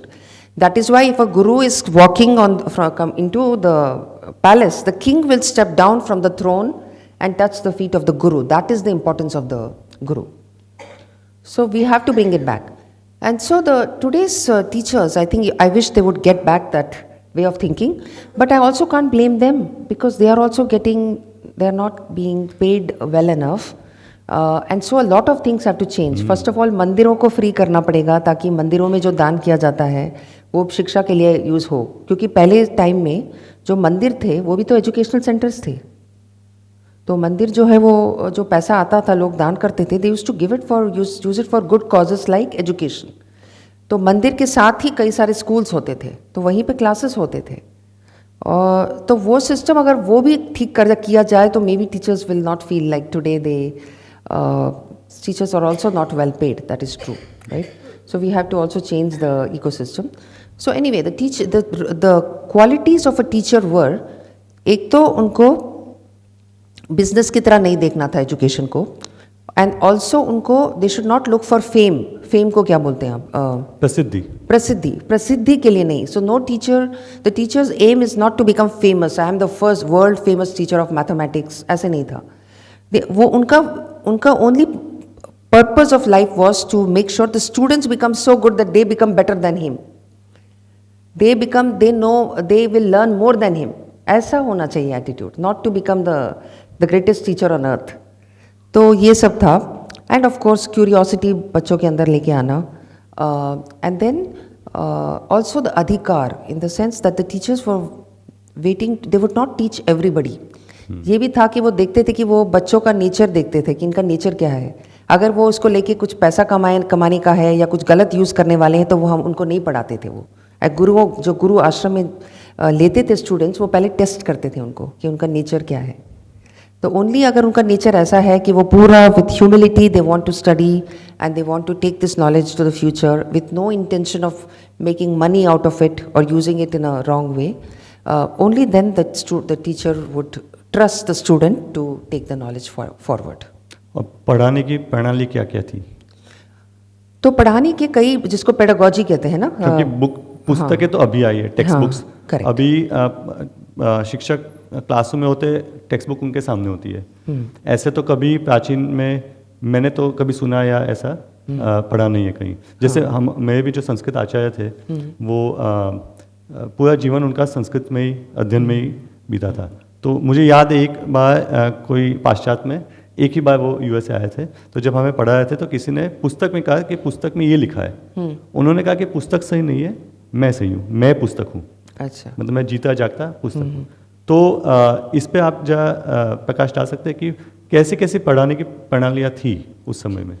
तो I think एक तो main technique था story telling. हर चीज़ को कथा के रूप में सिखाया जाता था, चाहे वो मैथमेटिक्स हो, कुछ भी. आप सोचिए, मैथमेटिक्स आपने अगर लीलावती टेक्स्ट बुक देखा उसमें, और पोइट्री भी, so one is storytelling, other was through art के रूप से, art was also medium, कला games के रूप से सिखाया जाता था. So games and then debate, तर्क, हाँ, शास्त्रार्थ. एंड देन मतलब आप इस टॉपिक को डिस्कस कीजिए, आप इस जो भी टॉपिक है उसके बारे में आप कुछ कहिए, आप इसको क्वेश्चन करिए. The students themselves will have to debate. तो अध्ययन भी करना पड़ता है ना, पूर्व पक्ष उत्तर पक्ष. हाँ, राइट. तो पूर्व पक्ष वो तो शास्त्रों के लिए है, बट इवन सिंपल थिंग्स के लिए करवाते थे वो, कि मैंने इफ यू से समथिंग तो यू हैव टू से क्यों, ऐसे तुम क्यों कह रहे हो, and then you have to ask for प्रमाण for that, and then you will get understand the topic. तो इस तरह से डिबेट यूज करते थे. और स्टोरी टेलिंग, लेकिन मुझे लगता है कि वो सबसे पावरफुल टेक्निक है सिखाने के लिए, बिकॉज स्टोरी टेलिंग के रूप में उसमें इंटरेस्ट आ जाता है बच्चों को, राइट. तो स्टोरी टेलिंग में क्या क्या नहीं सिखाया है उन्होंने हमारे पुराने टाइम में. आजकल जैसे बोरिंग हो गया है, बहुत ही बोरिंग तरीके से सब्जेक्ट्स को सिखाए जाते हैं. मैथमेटिक्स से तो स्टोरी टेलिंग चला ही गया है, बिल्कुल, है ना. पहले टाइम में तो जो भास्कराचार्य थे, जो one of the greatest mathematicians the world has produced, वो इतने he was such a great poet that उनके जो पुस्तक हैं वो सारे पोइट्री में लिखे गए हैं. Imagine mathematics written in the form of poetry. आज कोई मैथमेटिशियन है जो पोइट्री के रूप में कुछ लिख सकते हैं? Poetry is totally different, math is different. तो वो अलग अलग हो गया है. तो मुझे लगता है कि शिक्षक के पास अगर ये सारे गुण होंगे, and he is a holistic person, उनके अंदर पोइट्री भी है, उनके अंदर कला भी है, then he will use all that to teach the subject even better, I think. So अच्छा, तो पेडागोजी में मैंने ये बताया, ये सब था, कथा, कला, हाँ, क्रीड़ा, करेक्ट. और मेमोरी बहुत इंपॉर्टेंट था पुराने समय में. मेधा शक्ति जिसको, हाँ, स्मृति. मेमोरी आपको, जैसे कि कोई बात गुरु ने अभी बताया है, आप उसको पूरा रिपीट करेंगे. अब ये क्लास में पूरा जैसे 1 घंटे का क्लास पढ़ाया है, द स्टूडेंट कैन रिपीट जो 1 आवर में क्या क्या पढ़ाए, जस्ट रिपीट. मतलब ऐसा रिकॉर्डर जैसे है माइंड के अंदर, वो था. अभी हमारे अंदर वो बहुत कम हो गया है. चंचलता है ना. हम लोग अभी 5 मिनट पहले क्या बोला था वो याद नहीं रख पाते, या फिर टेलीफोन नंबर देखिए, अपने 2-3 मोबाइल नंबर ही याद होंगे अभी हमको, और कुछ याद नहीं है। वो भी आपने काफ़ी ज़्यादा बोल दिया। वो भी ज़्यादा बोल रहे हैं। सो हमारा जो है तो मेमोरी है ना वो बहुत कम हो गया है, और भी होने वाला है आगे, क्योंकि अगर इसी रास्ते में हम चले कि हम लोग सब कुछ वहाँ सेव कर दिया, इधर सेव कर दिया, हम सोचते गूगल में देख लेंगे, उधर देख लेंगे, तो कुछ भी याद नहीं रहेगा। इससे we have become lesser human beings because our memory has gone down so badly, so much. तो उस ज़माने में क्या था कि मेमोरी ट्रेनिंग का भी वो करते थे, it was part of the education system. आपको नालंदा यूनिवर्सिटी में एडमिशन नहीं मिल सकता था अगर आपका मेमोरी अच्छा नहीं होता, okay, because they will ask you, अच्छा उसमें क्या लिखा है, उसमें क्या लिखा है, ये क्या है, इसका क्या मतलब है, उसका क्या मतलब है। द अदर थिंग इज, किसी ने अवधानों के बारे में सुना है यहाँ पे? अवधान, अवधान प्लीज या तो गूगल करके देखिए अवधान। हमारे आचार्य जी ने सुना है, अच्छा, संस्कृत आचार्य। हाँ जी, आपने तो सुना ही होगा। इमेजिन द अवधानीज जो होते थे पहले, तो they would remember, they were specialist in memory. तो दे सो एन अवधान would for example sit on the stage like this, और यहाँ पे एक ऑडियंस है and there are suppose 100 people and 100 questions पूछेंगे उनसे, तो वो सारे 100 क्वेश्चन सुनने के बाद उसी ऑर्डर में उसको आंसर करेंगे। सो फर्स्ट पर्सन ने पूछा होगा कि कोई भी चीज़ पूछा होगा कि एक पोइट्री सुनाइए, इस छंद में सुनाइए। somebody else will say अच्छा ये जो है मैथमेटिक्स का कोई प्रॉब्लम पूछा, थर्ड ने कुछ और पूछा। इमेजिन वो सब याद रख के फिर उसी सीक्वेंस में उसको वो आंसर कर सकते थे। अवधानी, द अवधानीज were, there was training for it, so there was शतावधानी, शतावधानी is 100 right, 100, then there is सहस्रावधानी। इस तरह के अवधानों का ट्रेनिंग जो होता था, and they were super intelligent people, तो उनके जो शिष्य होते थे वो भी वही सीखते थे कैसे करना है। तो मेमोरी को बहुत इंपॉर्टेंस दिया जाता था, और ब्रिटिश और जितने भी ट्रैवलर्स इंडिया में आए हैं उन्होंने लिखा है इसके बारे में कि ये इंडियंस का मेमोरी इतना अच्छा क्यों है कि आप जैसे कि ऑर्डिनरी लोगों के भी, नॉट जस्ट ब्राह्मण, आप जैसे धोबी है, धोबी ने इतने घरों से कपड़े लिए और सबको वापस, वो कुछ लिखता भी नहीं है, कुछ नहीं है, और उसको सबको वापस ठीक से लौटाता है। और फिर जो क्या लिखा था उन्होंने कि दवाई, फार्मेसी में आप कोई भी चीज़ की दवाई मांगेंगे और वहाँ हज़ारों दवाइयाँ रखे हुए हैं, और वो ऊपर जाके वही बोतल निकालेगा जिसमें वो दवाई है और वो दे देगा, ये 2 मिनट भी नहीं लगेगा। तो ब्रिटिश ट्रैवलर्स ने नोटिस किया कि ये मेमोरी कैसा है, it's not just the Pandit, even the ordinary people have such big memories. अब वो कहाँ गया देखिए। तो अभी तो सब जैसे आपका डिवाइस में स्टोर कर देते हैं, तो उनको लगता है कि कोई ज़रूरत ही नहीं है। और दूसरा एक है कि परीक्षा के समय में या परीक्षा के लिए सिर्फ थोड़ा बहुत रट्टा मार देते हैं, उसमें लिख दिया या कॉपी कर दिया, जो भी कर दिया, उसके बाद खत्म। ये वो बहुत गलत है, हम मेमोरी को बहुत गलत तरीके से समझे हैं। रोट लर्निंग जिसको कहते हैं, हाँ, कि सिर्फ परीक्षा के लिए, हाँ, बस उससे ज़्यादा उसका कोई प्रयोजन है नहीं। ऐसे होना चाहिए कि बचपन से ही आप कितना कुछ सीखते रहेंगे, ओरली उसको सुनते रहेंगे ताकि वो आपके अंदर चला जाएगा। ऐसे नहीं कि उसके लिए, अब जैसे श्लोक के लिए हम ट्रेनिंग के लिए जाते हैं, लेकिन उस टाइम में श्लोक कान में पड़ता रहता था बच्चों के कान में, और वो सुन सुन के उनको पहले से ही आता था।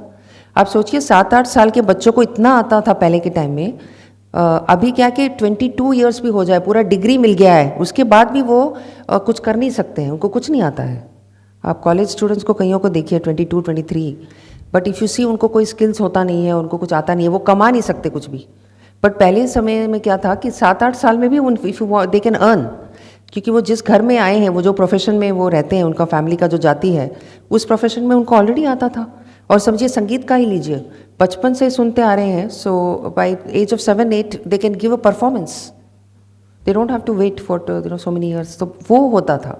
So I think we have to make sure that today we are children, हम उनको बहुत पैम्पर कर रहे हैं, बहुत पैम्पर कर रहे हैं उनको, हम लोग उनको वो जितना उनके अंदर है शक्ति, उसको, हाँ क्षमता है, उसको बाहर नहीं लेके आ रहे हैं हम लोग।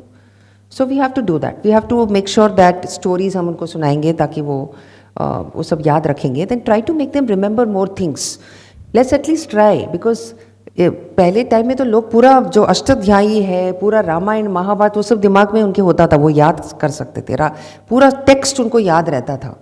तो इससे क्या होता था कि जब भी वो कहीं जाए तो उनको वो याद आ जाता था जो उस समय के लिए ज़रूरत है। कोई डिसीजन लेना है तो वो एग्जैक्ट जो अर्थशास्त्र का जो कुछ है या कोई भी शास्त्र में से जो लाइन उनको लाइन चाहिए वो याद होता था, and they would make the right decision. अभी क्या है कि कुछ भी नहीं है, दिमाग में खाली है, तो हम लोग क्या डिसीजन लेंगे? We don't remember anything, and कितना रेफर करेंगे आप, कितना गूगल करेंगे आप? We don't have it at the finger tips. वो वर्ड क्या था, वो चीज़ क्या था, किसी ने कुछ कहा था, वो क्या था, ऐसे आप रहेंगे तो कैसे, how can you be a capable person? खाली तो नहीं, कच्चा भरा हुआ है। बिल्कुल खाली तो नहीं होता है, कच्चा ये होता है कि क्योंकि फ़ोन में जो देखते रहते हैं वही दिमाग में होता है। और माता पिता हालांकि यहाँ कुछ बोलेंगे नहीं, लेकिन हमें पता है कि जैसे हिल स्टेशन पे गए, कहीं गए तो सिर्फ फोटो लगाने के लिए कि हम यहाँ गए। एक जैसे आप अभी ध्वज नहीं डालते होगे यौवन की तरह, लेकिन एक प्रकार का वही हुआ ना कि वहाँ हम जाके आए, फोटो डाल दिया, ठीक है, एक अचीवमेंट जैसा कि प्राप्त हुआ। तो ये जो दृष्टिकोण था वो तो था ही नहीं कि इस और ज्ञान का उपयोग कैसे करना है, कि सही समय पे जैसे कर्ण जैसा ना हो कि सही समय पे भूल जाए, करेक्ट। कि सही समय पे कैसे वो याद आए। तो अभी मैं देख रही हूँ कि मैं जितने भी गुरुकुल में जा रही हूँ, ये किताब मैंने लिखने के बाद, इनफैक्ट इस किताब में मैंने लिखा है कि पुराना जो सिस्टम था वो इतना बढ़िया था और आज मेन स्ट्रीम में वो नहीं है, तो हमें उसको लाना है। लेकिन मुझे ये नहीं पता था कि आपके जैसे इंस्टीट्यूशंस हैं जो इतना अच्छा काम कर रहे हैं। तो ये लिखने के बाद जब लोगों ने मुझे कांटेक्ट किया और कहा कि देखिए हमारे इंस्टीट्यूट में आके देखिए हम क्या कर रहे हैं, तो तब मेरा जर्नी स्टार्ट हुआ। तो अभी मैं कम से कम 15-20 गुरुकुल में जाके देख के आई हूँ मैं, ऑल ओवर इंडिया। जब भी मैं इंडिया आती हूँ तो सिर्फ गुरुकुल ही जाती हूँ। तो अब मैं देख रही हूँ कि नए नए तरीके यूज़ कर रहे हैं बच्चों को सिखाने के लिए, which are so interesting that I am surprise mainstream में क्यों नहीं है ये। तो ये प्राचीन और आधुनिक का समन्वय करके यस चलते हैं। Yes, there are doing it. जैसे कि एक विद्या क्षेत्र की बात की थी विद्या मैंने, क्षेत्र बेंगलोर में जो है, तो वो लोग उनका देखिए वो कैसे पढ़ाते हैं बच्चों को। उन्होंने बोला है कि रात को आप तारों को देखिए, प्लैनेट्स को देखिए, नाइट स्काई को देख के आप रोज़ फॉर अबाउट कितने दिन, 30 डेज तक देखते रहिए उसको, या कि उससे भी ज़्यादा। और एक नोटबुक में आप क्वेश्चंस लिखिए, make a list of 20 questions after seeing the night sky for 30 days, और वो क्वेश्चंस बना के अब उसके आंसर्स ढूंढिए। So that is how they are learning science. तो सोचिए, this is how curiosity is being developed. Art of observation भी होगा ना, कि देखना है, करेक्ट, नोट प्रश्न पूछने हैं। So make a list of questions after looking at the night sky every day. So you can also use that technique, that go to this, go into the garden, come back with a list of 20 questions based on what you have been, and then find the answers to those questions. तो ये सब techniques कहाँ है, main stream में है ही नहीं, right? हमने जो ICSE की पढ़ाई की थी, क्या था उसमें, हमने जो भी ऑलरेडी था वो सब प्रिंसिपल्स वो सीख लिया हमने। वो था मैग्नेटिज्म के, इलेक्ट्रिसिटी के प्रिंसिपल्स, वो कर लिया, थोड़ा एक्सपेरिमेंट कर लिया लैब में, एजुकेशन कंप्लीट। और ए या बी आ गया मार्कशीट खत्म, राइट? उसके मुझे 90% मिल गया, अरे very good, I am so good in this. So that is not the way education. लेकिन ये जो हम अभी जो शिक्षा प्रणाली है वो क्यों आई है, उसका प्रयोजन क्या था? ऐसी टेक्स्ट बुक्स क्यों आई थी, कौन लाया, क्यों लाया ऐसी text books? Which is very clear, because British rulers wanted slaves, I mean they wanted servants, right, जो उनका काम करे। उनको ये नहीं चाहिए था कि क्वेश्चंस पूछे और बहुत इंटेलिजेंट हो जाए फिर पूछे कि ब्रिटिश हमें रूल क्यों कर रहे हैं, उनको भगाओ यहाँ से। They didn't want that. Macaulay, अगर एक मेरा जो चैप्टर है उसमें मैंने डिस्क्राइब किया है कि कैसे उन्होंने प्लानिंग किया कि हमारा जो एजुकेशन सिस्टम है इसको तोड़ना है। ये बाय प्लान हुआ है, अपने आप से नहीं हुआ है। तो मैकॉले के ब्रदर इन लॉ थे चार्ल्स ट्रेवलियान, उन्होंने कितने लिखे हैं letters government of British government को कि हमें इनका लैंग्वेज चेंज करना होगा। जब तक ये लोग अपने रीजनल लैंग्वेज में पढ़ाई करेंगे तब तक वो they will be knowing the greatness of their culture and their civilisation, और वो हमें रिस्पेक्ट नहीं करेंगे। तो जब हम उनको लैंग्वेज ही चेंज कर देंगे, फिर वो शेक्सपियर को पढ़ेंगे, टेनिसन को पढ़ेंगे, और हमारी जो हीरोज़ हैं इंग्लैंड में, वो इनके भी हीरोज़ बन जाएंगे। तो ऐसा उन्होंने बाय डिज़ाइन किया है। तो वो चाहते थे कि जस्ट आप इंजीनियरिंग पढ़िए और वो जो कहे वैसे बिल्डिंग्स आप बनाइए, वैसे ब्रिजेस आप बनाइए। तो इनफैक्ट आपको इन शुरू में जब जो इंडियन इंजीनियर्स आए थे, जब फर्स्ट इंजीनियरिंग कॉलेज रुड़की में बना था, और उसमें इंडियंस भी जाके इंजीनियरिंग पढ़ने लगे, they were very surprise that Indian engineers are so good. Native engineers जिनको इंग्लिश नहीं आती है, तो दे वर सरप्राइज कि इनको हमसे ज़्यादा पता है कि फाउंडेशन कैसे होना चाहिए, फाउंडेशन सैंड के अंदर फाउंडेशन कैसे बनाना चाहिए। So in fact we are learning from them, ऐसे एक कोट है, मैंने लिखा, इस बुक में डाला है वो कोट। तो ऐसे उन्होंने हमको चेंज किया ताकि हम उनका काम कर सके हर सब्जेक्ट में, इसीलिए ऐसे हमारा ये था। They did not want our संस्कृति टू बी रिवाइव्ड, और for us to stay close to our संस्कृति, because then we would question why are they ruling us, right? तो ये हुआ, समाज को तोड़ना था, क्योंकि हमारा समाज बहुत मजबूत है और उसकी जो नींव है वो है हमारी संस्कृति और हमारी शिक्षा प्रणाली। हाँ। तो उसको कैसे, तो मैकॉलस मिनट जो आपने कोट किया है वो सिस्टमैटिकली उन्होंने लिखा कि कैसे इसको तोड़ना है। और प्लीज़ आप सब धर्मपाल की किताबें पढ़िए। हाँ, धर्मपाल Beautiful जी Tree। बहुत इंपॉर्टेंट, ब्यूटीफुल ट्री, और भी उन्होंने 4-5 किताबें लिखी हैं। धर्मपाल, उनका नाम तो मैंने सुना ही नहीं था अंटिल 10 ईयर्स अगो, और जब मैंने पढ़ा तब पता चला कि इवन ब्रिटिश लोगों ने हमारे एजुकेशन सिस्टम को की तारीफ की थी कि इतना बढ़िया इन लोगों का, सब लोग लिटरेट हैं। कोई, कैन यू बिलीव इट कि हमारे यहाँ लिटरेसी बहुत हाई था बिफोर द ब्रिटिश केम। और उनका कैसा था? हाँ, उनका कैसा था? इंग्लैंड में बहुत कम था।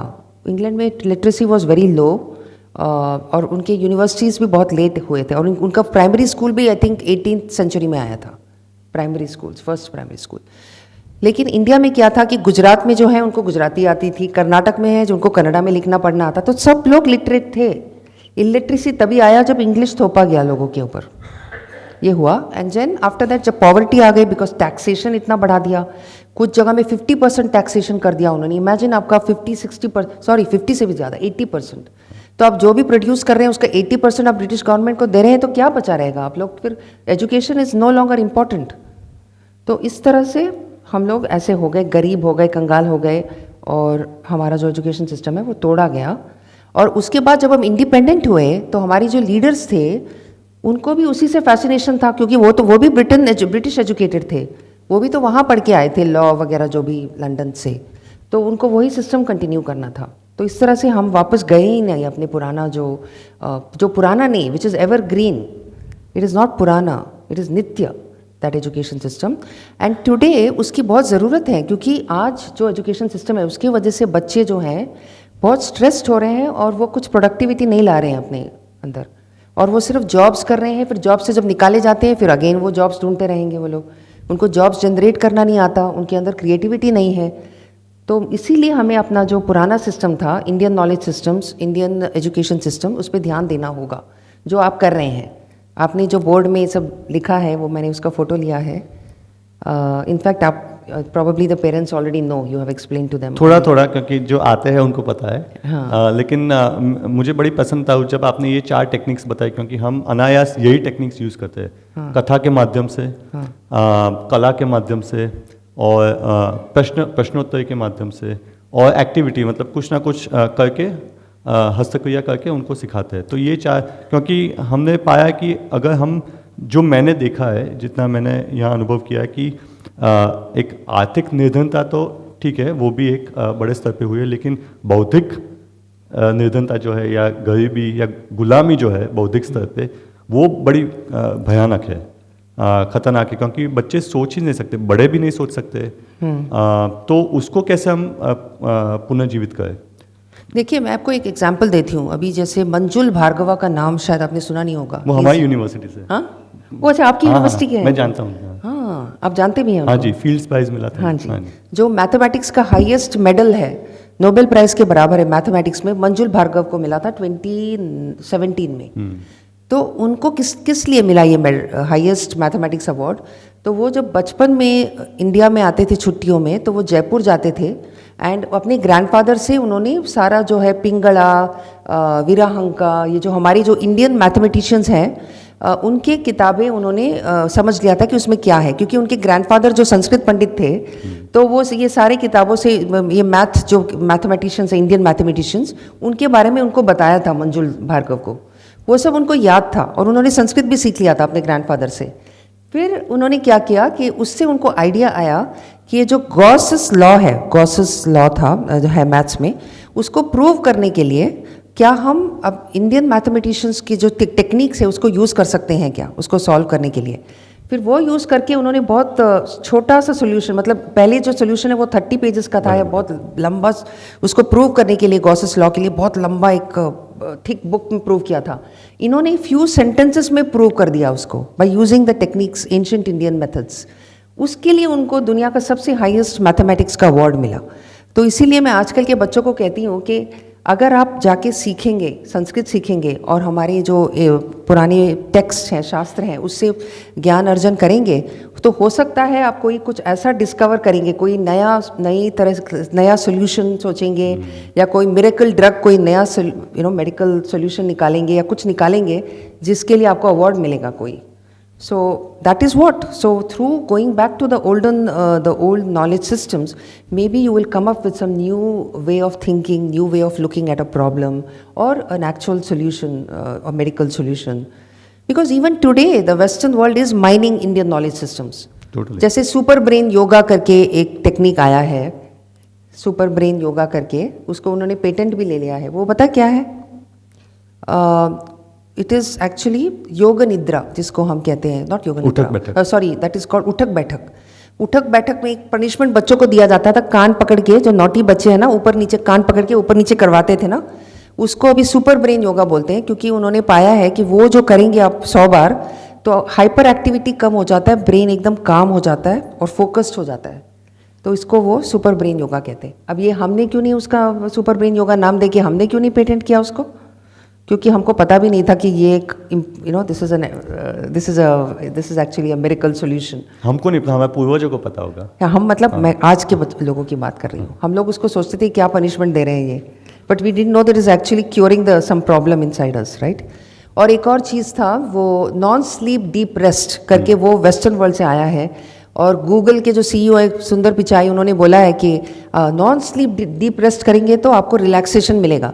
और वो नॉन स्लीप डीप रेस्ट क्या है? वो है योग निद्रा, जो हम लोग, हमारे यहाँ जो पद्धति है योग निद्रा, जिसमें आप मतलब it's not sleep, it's a deep state of relaxation, जिसमें आप संकल्प भी ले सकते हैं and you can achieve something in life. उसको वो लोग नॉन स्लीप डीप रेस्ट कह के उसको मार्केट कर रहे हैं. तो मैं तो ये कहती हूँ कि हम लोग क्यों नहीं कर सकते ये सारे जो है, हम अपने ज्ञान परंपरा को जान के, उसके अंदर से निकाल के, this James of wisdom, the nuggets of knowledge, उसको हम निकाल सकते हैं ना. तो वो तभी होगा जब हम उससे संस्कृति से जुड़ेंगे. अर्थोपार्जन करना ही है तो धर्म के माध्यम से. हाँ. क्योंकि वहाँ जाके लिकर स्टोर खोलते हैं, दारू बेचते हैं, सिगरेट बेचते हैं, लेकिन योगा नहीं सीखते. और वो उदाहरण भी आप देना चाहते हैं जो आपने पुस्तक में लिखा है, स्नेक्स एंड लैडर्स का.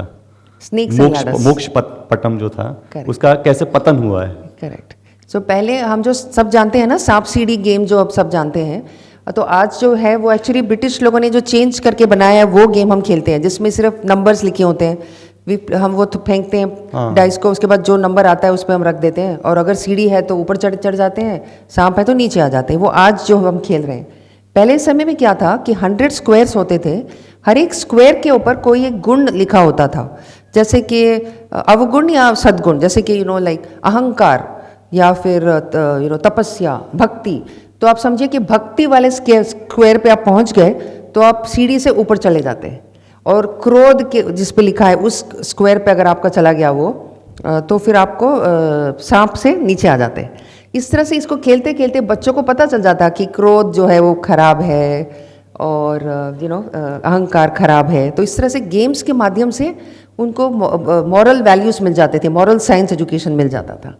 तो देखिए, गेम्स उनको लेक्चर देना नहीं पड़ता था, गेम्स के माध्यम से सिखा दिया. फिर चेस भी हमारी कंट्री से आया है. चेस जो है चतुरांक, और ताश, प्लेइंग कार्ड्स भी हमारी देश से गया है. ऐसे कितने गेम्स हैं. और जो अंताक्षरी आज तक हम खेलते हैं वो भी ऐसे ही था कि कुछ श्लोक सुना दिया या भजन सुनाया, उसका जो लास्ट लेटर है उससे एक और सुनाना है. फिर वो ऐसे ऐसे करते गेम, उसको मेमोरी का भी टेस्ट हो जाता था, क्रिएटिविटी भी होता था. तो ये सब गेम्स खेलते थे वो लोग. और पजल्स बहुत होते थे, रिडल्स, पहेलियाँ बुझाना, ये बहुत था, ये था. और मैंने मेरे बुक में वो पूरा गेम्स का भी लिस्ट है, क्या गेम्स खेलते थे वो. Very interesting. हमने यहाँ एक एनुअल डे में महाभारत का एक नाटक रचा था, तो उसमें हमने देखा कि 1 महीने में बच्चों को भी बहुत आनंद आया, और बहुत विषयों पे उनको ज्ञान मिल जाता है. जैसे रामायण पढ़ते हैं तो भूगोल का भी नॉलेज मिल जाता है, ज्ञान मिल जाता है कि राम कहाँ से कहाँ गए, तो विज्ञान का भी मिल जाता है. काफ़ी चीज़ें जो आपने कहा इंटरडिसिप्लिनरी, मतलब अंतर विषय, कोई विषय में इतना भेद नहीं था. और एक मनोरंजन के रूप में फिर हमें पता है कि हम जब छोटे बच्चों को दोहे पढ़ाए थे तो बहुत रोचक रूप से पढ़ाए थे, और वो सीख भी गए थे तुरंत. तो एक विधम काव्य के माध्यम से अलग अलग रूप से वो सीख भी जाते हैं। Correct. आपने ब्रिटिशर्स की तो बात की कि उन्होंने कैसे समाज को तोड़ा, शिक्षा प्रणाली को तोड़ा। फिर उसके पहले जो तुर्क आए थे मुगल से, उन्होंने हमारी यूनिवर्सिटीज को ही तोड़ दिया। यूनिवर्सिटीज को जला दिया, तो बुक्स और को उसके जला दिया। पहले जो या उसी दौरान जो चीन से आते थे लोग, उनके बारे में थोड़ा हमें बता सकते हैं, क्योंकि वहाँ भी इंडोनेशिया वगैरह में तो पूरी हमारी संस्कृति फैली ही थी। लेकिन चीन से आके वो लोग क्या क्या ले गए वहाँ? जी हाँ, चाइना से इतने लोग आए, इतने स्कॉलर्स आए, हम तो सिर्फ इनको जानते हैं, जुआनजांग का नाम जुआनजांग, सुना है, यीजिंग। पाहिया, यीजिंग, लेकिन बहुत सारे लोग आए थे और वो अलग अलग यूनिवर्सिटीज़ में compete करते थे जो एडमिशन के लिए। जैसे उस समय भी एडमिशन टेस्ट होते थे, नालंदा वगैरह में डायरेक्ट एडमिशन नहीं होता था, बहुत मुश्किल एडमिशन टेस्ट था। नालंदा में तो सिर्फ 20% लोगों को ही एडमिशन मिलता था, 80% लोग को रिजेक्ट करते थे। लेकिन वो तो हायर लर्निंग था ना, Higher मतलब learning। अगर वहाँ नहीं भी मिला तो आपको कम से कम जो बेसिक नॉलेज है, जो मूल बात है, वो तो सीखने को कहीं ना कहीं मिल ही जाएगी, मंदिर में या हाँ, आश्रम वो में। हो सकता था, लेकिन आप हाईएस्ट यूनिवर्सिटी में, वो आईवी लीग जैसे हम लोग Ivy अभी League, अमेरिका में ट्राई करते हैं ना, सब लोग ट्राई करते हैं, सबको नहीं मिलता ना, तो वैसे ही नालंदा वगैरह में होता था, एडमिशन टेस्ट वगैरह होते थे। आपका क्या क्वेश्चन था कि चीन से जो चाइना से? हाँ, हाँ, तो बस इसलिए मुझे याद आ गया कि ईजिंग जो है वो पहले इंडोनेशिया में जाके संस्कृत वगैरह सीखे और उसके बाद उन्होंने एडमिशन टेस्ट दिया नालंदा का, उसके बाद मिला उनको। तो कई चाइनीज़ लोग इंडोनेशिया में चले जाते थे for getting ready to get admission into Indian universities. लेकिन ये था कि चाइना में जितने भी राजाएं थे, एम्परर्स थे, वो चाहते थे कि आप इंडिया से नॉलेज लेके आओ और ट्रांसलेट करो, जो भी वहाँ पे संस्कृत में लिखे गए हैं उसको लेके आओ। तो इट इज़ सो इंटरेस्टिंग कि जितने भी चाइनीज़ स्कॉलर्स आते थे वो इंडिया से मैन्युस्क्रिप्ट्स उठा उठा के लेके जाते थे। जैसे कि जुआनजांग 750 मैन्युस्क्रिप्ट्स लेके गए और कोई और 500 लेके गया, तो उन लोगों में एक कॉम्पिटिशन होता था कि I got so many manuscripts. फिर वहाँ ले जाके फिर वो उसको ट्रांसलेशन के लिए सालों साल लग जाते थे, और नहीं हो सकता था तो वहीं पड़ा रहता था। तो आज भी आपको अगर अपने जो पुराने शास्त्र पाने हैं तो आपको you will find them in China, वहाँ पे उनके लाइब्रेरीज में अभी भी उन्होंने रखे हुए हैं। Of course the biggest hall of manuscripts तो यूके में है, इंग्लैंड में है, सब जगह है एक्चुअली। सब हमारी मैन्युस्क्रिप्ट्स उठा उठा के लेके गए, सब हेल्थ के लिए, मैथमेटिक्स के हो या एनीवे। तो चाइना में जो ये बुद्धिज़्म कहते हैं ना कि बुद्धिज़्म वेंट टू चाइना, वो सिर्फ बुद्धिज़्म नहीं था, उसमें मैथ्स भी था, मेडिसिन भी था, क्योंकि जितने भी बौद्ध धर्म के जो होते थे टीचर्स, वो लोग हर चीज़ सब्जेक्ट में वो लोग एक्सपर्ट होते थे ना। तो इसीलिए you will find that monasteries जो है चाइना में, there is one monastery where which was known for gynaecological treatment, क्योंकि वहाँ पर जो गायनोकोलॉजी के जो टेक्स्ट हैं मेडिसिन के, वो वहाँ लेके गए थे कोई, और उन्होंने उसको ट्रांसलेट किया था। फिर उसके हिसाब से वो दवाइयाँ देते थे जितने भी लेडीज़ को गायनोकोलॉजिकल प्रॉब्लम्स होते थे। So that monastery in China is known for gynaecological treatment, वो मेरे बुक में है वो सब। एंड कई सारे स्कॉलर्स को वो चाइना में ले जाके उनको हाई पोजीशन देते थे वहाँ के यूनिवर्सिटीज़ में। सो इस तरह से उनके डिपार्टमेंट ऑफ एस्ट्रोनॉमी, उनके अलग अलग डिपार्टमेंट सेटअप किए थे हमारे स्कॉलर्स ने। और हमारे स्कॉलर्स वो सिर्फ नॉर्थ इंडिया के नहीं, कई साउथ इंडिया से भी गए हैं चाइना।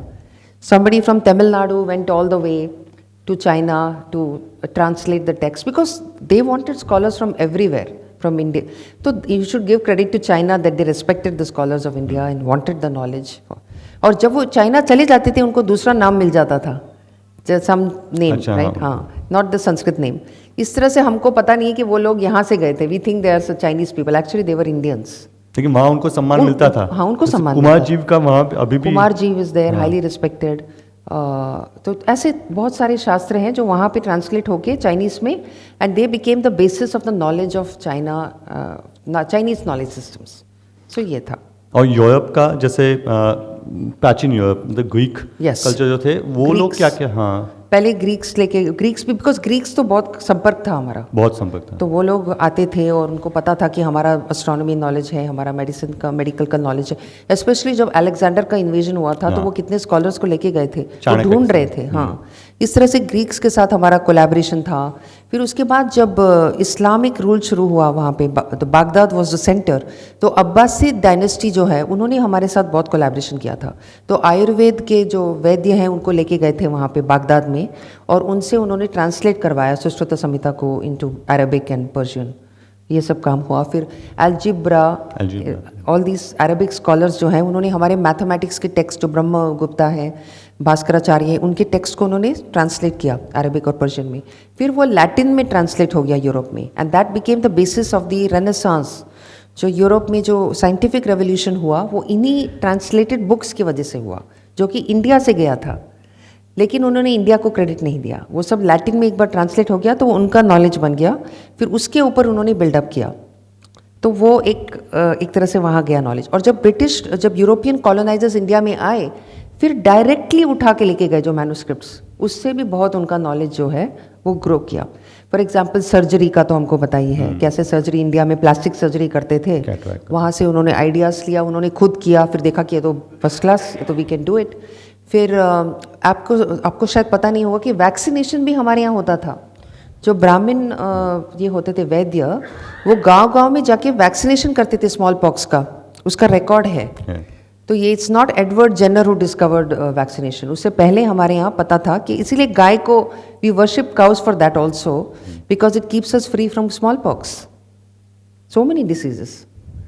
तो this is a whole, next मेरा जो बुक का एडिशन आएगा उसमें मैं एक चैप्टर रखूंगी, cows, the role of cows in education also. It's very important because the cows were giving health to the students of the Gurukula. Being in the company of cows, they were getting good nutrition. At the same time, जब cow के साथ bonding होता था, वो गाय को बहुत प्यार करते थे, गौ माता मानते थे, तो जितना वो गाय के साथ जुड़ते थे उतना उनका मेंटल हेल्थ पे असर होता था। They used to feel very happy and contented.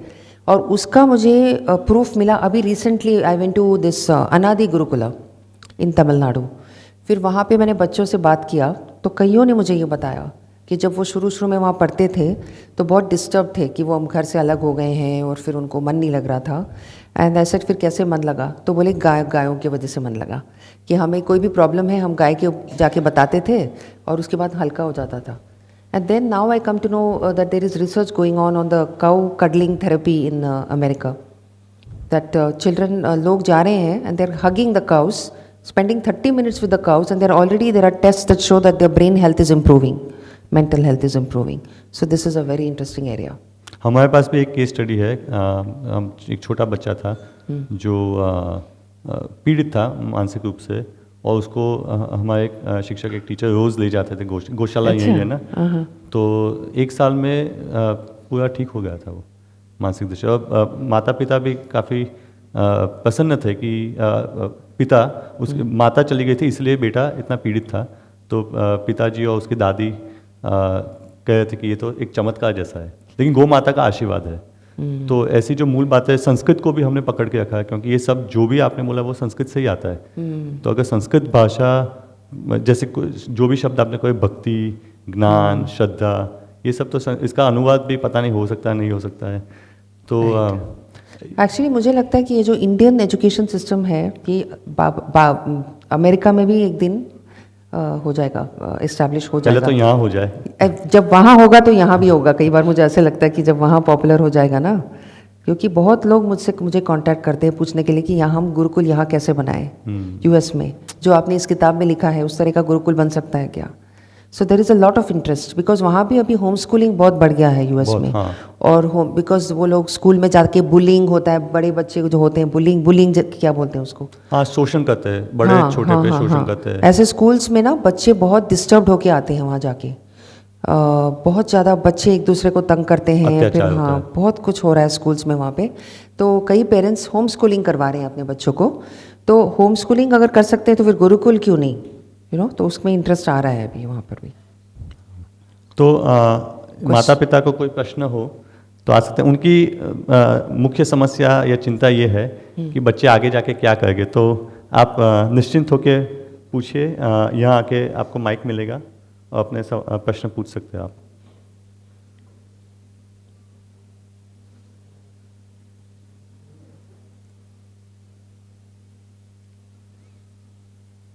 सभी प्रश्नों का समाधान हो गया हो ऐसा तो नहीं हो सकता है। मुझे पता है कि प्रश्न है, लेकिन आप झिझक ये नहीं, बिल्कुल बिना झिझक पूछिए। हाँ जी, और ये आपका प्रश्न ही होगा, ये सबका प्रश्न होगा, तो कुछ भी होगा वो एडिट हो जाएगा, आप चिंता मत कीजिए, बिल्कुल कैमरा की चिंता मत कीजिए। Thank you. मेरा प्रश्न ये है कि जैसे आपने बता दिया कि these are the solutions, like कि जैसे स्टोरी टेलिंग है या जो अपने 4 टेक्निक्स बताई, but which are the sources which we have to learn first as a parents? See again हम लोग बाद में जाएंगे, फिर से गूगल करेंगे और उसी पे से like we are doing the same. So instead of that कि which are the sources books like कि which we have to learn first? Okay, I think first of all आपको तो पुराण, इतिहास, इन सब चीज़ों में आपको बहुत इंटरेस्ट लेके उसको सीखना पड़ेगा. तो I don't think Google is a good way. You have to join a good course which teaches. तो आजकल तो बहुत सारे हैं, जैसे कि इंडिका है, इंडिका कोर्सेज बहुत सारे हैं, और भी होंगे, मुझे सारे पता बहुत नहीं, है. और भी कहीं कहीं कोर्सेज तो होते ही होंगे, रीजनल लैंग्वेजेस में भी हो रहे हैं. तो you must learn from a good teacher, a certified teacher, not from some, because आप टीच फेस टू फेस करेंगे या फिर थ्रू जूम कॉल करेंगे तो आप डायरेक्टली पूछ सकते हैं सही मतलब क्या है. तो एक बार आप ये सब चीज़ों को जान लेंगे ना, you have to be rooted before you can root your children. तो तब आपको you will be able to guide them. But yeah, it's a good question as to where do we learn the Ramayana from, where do we learn the Mahabharata from. उसके लिए आपको थोड़ा research करना पड़ेगा. I'm sure Vivek ji might be able to help. Or if you contact me, I can connect you to a lot of online places from where there are teachers who are teaching these things. And on a weekly basis, जैसे मैं भी सीख रही हूँ. Every week I am joining some 2-3 classes. One is for Sanskrit, one is for Tattvavada, which I want to understand better. तो मैं उसके classes में जाती हूँ हर week. में जाती हूँ मैं, और भी ऐसे 3-4 क्लासेस हैं. तो एक बार वो हो गया तो मैं उनको छोड़ना नहीं चाहती. एक बार वो पढ़ा रहे तो ऐसे एवरी वीक एक क्लास खत्म हो जाएगा, उसके बाद भी प्लीज़ आप आइए, मुझे बहुत कुछ पूछना है. So in this way I am continuing the relationship. So I think we all parents have to keep learning, otherwise we will not be able to handle our children, because the children know a lot of things and we have to speak in their language. जो उनको लखा, which they find cool, because remember they are today's generation. What you find very interesting, they may not find it. So you have to speak in their language. If they are interested in cars, then you have to also know about cars, motor vehicles, and then maybe bring in the gyan through that. I have seen a lot of people doing that they are using whatever the child is interested, maybe sports. तो sports के जरिए they will teach them dharma. And related to maths like Vedic maths and all. हाँ. या वैदिक maths के तो आपको बहुत मिल जाएंगे, correct. So you can have lot of courses, you can join this courses which are there for adults.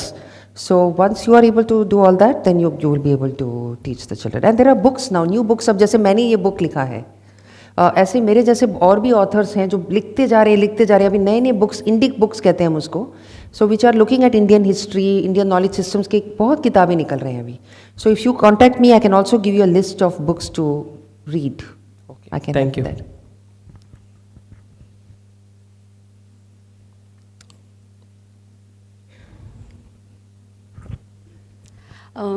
Ma'am, Sanskrit as a language बहुत इम्पॉर्टेंट है, ये आई थिंक सब मान रहे हैं, और ये स्कूल संस्कृत पढ़ाती भी है at a very early as.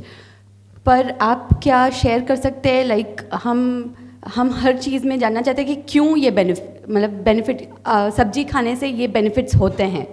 सो संस्कृत पहले के ज़माने में क्यों यूज़ होता था इतना, और अभी हम जब ये कोशिश कर रहे हैं संस्कृत लैंग्वेज इंट्रोड्यूस करने की, तो उसके क्या फ़ायदे हैं, तो वो आप शेयर कर सके तो. पहले के समय जो था वो तो we all know, right. Sanskrit was the देव भाषा.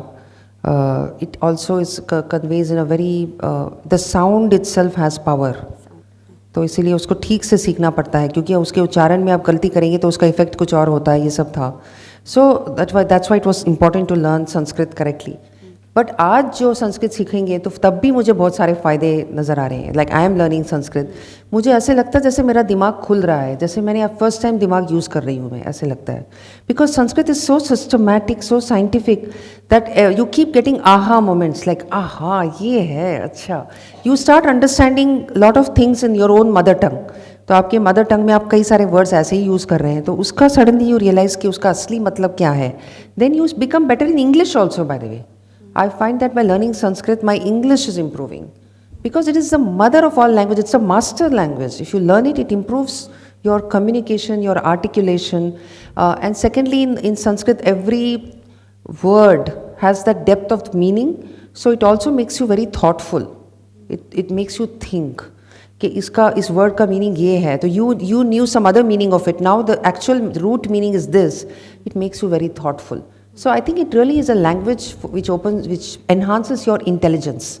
अब जैसे simple thing like Maheshwar Sutra, when I learned and I was just like, what is this? This is, what a wonderful way to remember something, right? All the rules are coming from that Maheshwar, that one sutra, if you learn, lot of rules are linked to this, right? So you come to know that how scientific this whole culture was. This scientific in the sense of not today's scientific, it's beyond the science of today, right? And that makes you, it inspires you. So Sanskrit makes you more intelligent, it also makes you motivated. Yes it is difficult. आप सब सारे rules grammar के सीखने जाएंगे तो challenges तो होंगे, तो आप उसके लिए समय निकाल के उसको करते रहिए, प्रैक्टिस करते रहिए. तो one day, and you need to find a good teacher who explains very well. So for me, for example, I am learning, I found a very good teacher, and he has, there are a lot of people who have found easy ways to teach Sanskrit. I am sure Vivek ji also has his own technique. आपकी technique से आप सिखाते हैं. So everybody will teach you that technique of understanding those rules. So once you get the hang of it, then you are on a roll. After that, it's just a journey of discovery, because after you learn Sanskrit, you will learn so many other things. You'll understand the meaning of rituals, you will understand the meaning of the shlokas, you will understand what is happening to your body. So it's like multiple things open up for you when you learn Sanskrit. That is what I have to say. Thank you. Maheshwar सूत्र तो जैसे coding का सबसे उत्कृष्ट, मतलब उत्तम एक उदाहरण हो ऐसे है. Correct.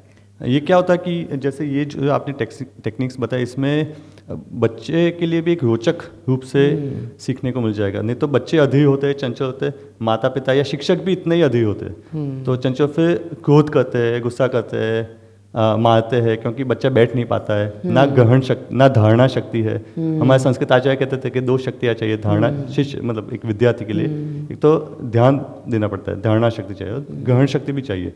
Right. वो ग्रहण कर सकते हैं, उसको याद है और सही समय पे उसका उपयोग हो सके. बिल्कुल. और दूसरी बात यह कि मैं जो तत्ववाद का क्लास अटेंड करती हूँ वो भी मैं संस्कृत ओरिजिनल में सीख रही हूँ. तो लाइन बाय लाइन हमारी टीचर जो है, पहले क्या था कि इंग्लिश ट्रांसलेशन करती थी, सुनती थी मैं. इंग्लिश ट्रांसलेशन में वो बात ही नहीं है. नहीं आएगी. और जब आप लाइन बाय लाइन वो मीनिंग समझेंगे ना, तो then you understand better. So for example, I came to know that in this शास्त्र the opponents point of view is first being stated. तो ओपोनेंट जो, मतलब जो आपके, जिनसे आप डिसएग्री करते हैं, उनके व्यू को पहले समझा जा रहा है. So you are arguing from the point of view of the opponent, वो आ रहा है पहले वो शास्त्र में, then the answers are coming. So if I had not studied the शास्त्र in the original, I wouldn't have understood this part. नहीं, विवाद की भी एक प्रक्रिया होती थी. हाँ. तो इस तरह से आपको एक कोई भी टेक्स्ट पकड़ लीजिए, आप कोई भी शास्त्र ले लीजिए, ये नहीं कि एक साथ सब पढ़ने हैं. आप या तो रामायण ले लीजिए या फिर तर्कशास्त्र ले लीजिए, कोई भी शास्त्र लेके पढ़ने लग जाइए. फिर धीरे धीरे आपको सारे खुलने, आपका जो दिमाग है वो खुलने लगेगा. फिर आप हर चीज़ में आप ज़्यादा इंटरेस्ट लेने लगेंगे और फिर आपका एटीट्यूड ही बदल जाएगा. That is the magic of Sanskrit text. उसका अध्ययन लेकिन गहराई से करना पड़ेगा. पड़ेगा. सिर्फ सैद्धांतिक पक्ष नहीं, लेकिन नहीं. प्रायोगिक पक्ष भी. हाँ. उसको कैसे दैनिक जीवन में उसका उपयोग कैसे हाँ, करना है, वो इतनी बुद्धि भी हाँ. खुलनी चाहिए. खुलेगी. हाँ, मैंने खुलेगी. देखा है, खुल जाती है. Because you will be thinking about it, that is so amazing. Why can't I apply it here, why can't I apply this here. ठीक से अध्ययन करोगे तो खुल जाएगी. जरा सा आप तर्कशास्त्र पढ़ लेंगे तो आपके आर्ग्यूमेंट्स अपने बच्चों के साथ ही इंप्रूव हो हाँ, जाएंगे. वो भी है. You know, we will become so logical and scientific. We won't get angry, and we'll say, okay, what is the basis for this? Where is the evidence? Show it to me. Right. You'll start speaking. Personal नहीं होगा, मतलब व्यक्तिगत एक हाँ. वो जैसे gladiator games होती थी वैसा नहीं होगा. Right, right. कि आप पॉइंट पे बात करोगे कि आपका मूल उद्देश्य या मुद्दा क्या है. Correct. जी नमस्ते. आपका अभिनंदन करता हूँ, स्वागत करता हूँ शांति मंदिर. बहुत अच्छी वार्ता चल रही है. मैं अपने आचार्यों के साथ ही बैठा था, मैंने कहा ये वार्तावल्ली है. विवेक जी के माध्यम से एक ज्ञान परोसा जा रहा है. एक प्रश्न मेरे मन में आया कि जैसे आपने चर्चा किया, ये हमको सर्वविदित भी है कि हमारा ज्ञान जो है धीरे धीरे ह्रास की ओर ले जाया गया, या हमारे ज्ञान को उन्होंने समाप्त करने का प्रयास किया अपनी भाषा के माध्यम से, या हमारे संस्कारों को समाप्त करने की चेष्टा की उन्होंने. तो क्या उस समय हमारे पास समाज सुधारक नहीं थे क्या? सारे उनकी संस्कृति में क्यों हम लोग फंस गए, मतलब इतना प्रलोभन क्या था उनके पास कि संपूर्ण हमने, हालांकि वेद की ओर दृष्टि डालते हैं तो वेदों में हमारे यहाँ अष्ट विकृतियाँ हैं, प्रयास करने पर भी उसको वो परिवर्तन नहीं कर पाए क्योंकि उतने नॉलेज ही नहीं था। अगर आज भी हम संस्कृत ग्रंथों को पढ़ाते हैं, लाक्षणिक ग्रंथों को बड़ा मनोरंजन के साथ पढ़ाते हैं, एक ही शब्द कई अर्थों को देता है, छात्र को बड़ा आनंद आता है, लेकिन फिर भी प्रश्न ये है कि हम क्यों इतना उनके उसमें फंस गए कि ठीक है ज्ञान प्राप्त करना सबका अधिकार है, उसको भी जाने, लेकिन अपनी ही वस्तु पर हम क्यों गौरवान्वित नहीं हुए और उसकी वस्तु को इतना सम्मान क्यों दिए। और मेरा इसी में अपना क्या रहा, अपना विचार जब मैंने चिंतन किया, मुझे लगता कहीं ऐसा नहीं था कि हमको अपने ही ज्ञान के ऊपर श्रद्धा नहीं थी। हम अगर भारतीय हैं, क्या हमको टीका लगाने में शर्म आती है, क्या माला पहनने में शर्म आती है, क्या हमको मंदिर, जैसे मंदिर की चर्चा की आपने, क्या मंदिर जाने में हमको शर्म आती है।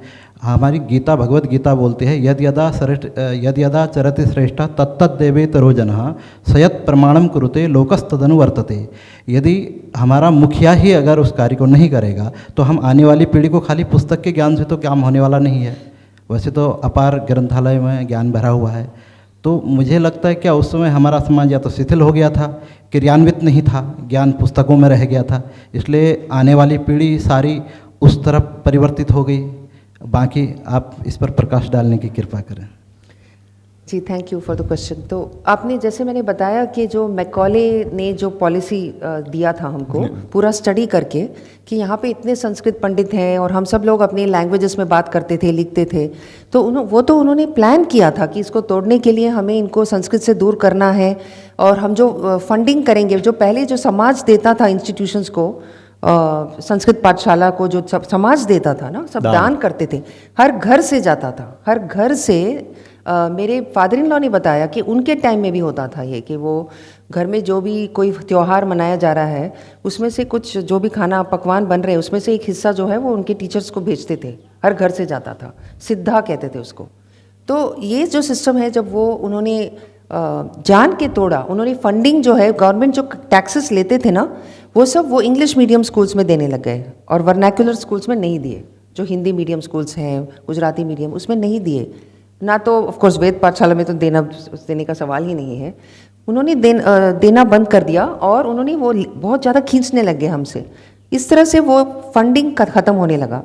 दूसरा क्या हुआ कि हम लोग इतने पॉवर्टी में थे कि हमको लगता था कि जो भी है वो लोग इतने एडवांस्ड है, जो इंग्लैंड के लोग, तो और साइंस में तो एडवांस हो गए थे वो लोग। याद रखिए कि वो जब इंडस्ट्रियल रेवोल्यूशन हुआ तो हमारे पैसे से ही उनका इंडस्ट्रियल रेवोल्यूशन भी हुआ।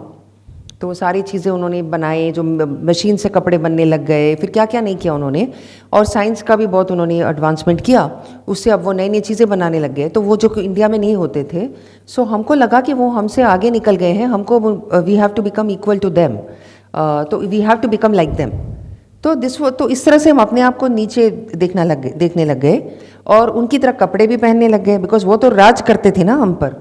तो हमको अब लगा कि ये जो धोती कुर्ता पहना हुआ है, ये क्या है, इज़ नॉट एजुकेटेड। ये जो है ये एजुकेटेड है, पैंट शर्ट पहन के जा रहा है, ये एजुकेटेड है। तो वो तो तिलक नहीं लगाता है, वो इतना स्मार्ट लग रहा है, और इनको तो कुछ नहीं, गरीबी में रहते हैं और ये धोती कुर्ता पहन के घूम रहे हैं, तो हमें नहीं पहनना धोती कुर्ता। और गवर्नमेंट जॉब चाहिए था सबको, तो गवर्नमेंट जॉब में आप जाएंगे तो पैंट शर्ट पहन के जाएंगे। इस तरह से सब कुछ छोड़ने लग गया, जेंट्स स्पेशली। लेडीज़ ने फिर भी रखा। आज भी मैं कहती हूँ, देखिए मैं भी साड़ी पहन के, मैं यूएस में भी साड़ी पहनती हूँ, और मेरे हस्बैंड को कहती हूँ आप धोती पहनिए, वो नहीं पहनेंगे। मैंने देखा है इनको यूएस में भी साड़ी पहनती हूँ ना। तो जैसे आई बिकेम वेरी ऑथेंटिक, जैसे मैं जुड़ने लगी संस्कृति से, तो मैं तो साड़ी पहन के ही जाती हूँ। और कई बार वो सोचते हैं कि मैं इंडिया से अभी आई हूँ और अभी इंग्लिश सीखा है मैंने। मतलब वो बोलते हैं अच्छा आपने कितने साल हैं यूएस में? 10 साल। अच्छा, तो आप इतना इंग्लिश अच्छा बोल लेते हैं। मतलब दे थिंक दैट अभी सीखा है, right. And anyway, so what I am saying is that हम लोग जो है, और हमारा जो गवर्नमेंट मिला हमको, हमें जब आज़ादी के बाद जो लीडर्स मिले, उनको भी कोई गर्व नहीं था हमारी संस्कृति के ऊपर। तो हमारा जो एजुकेशन मिनिस्टर जो हुआ था, अब्दुल कलाम, हाँ, वो सारे जितने भी एजुकेशन मिनिस्टर्स थे, वो कोई दे वर नॉट लाइक संस्कृति इन्फ्यूज्ड लीडर्स। मौलाना आज़ाद से लेकर, हाँ, सारे मतलब they were not the right people for the education system. So इस तरह से होता गया। So the British people made us feel very inferior to us, inferior. So we thought that हम लोग जो है backward है, superstitious है.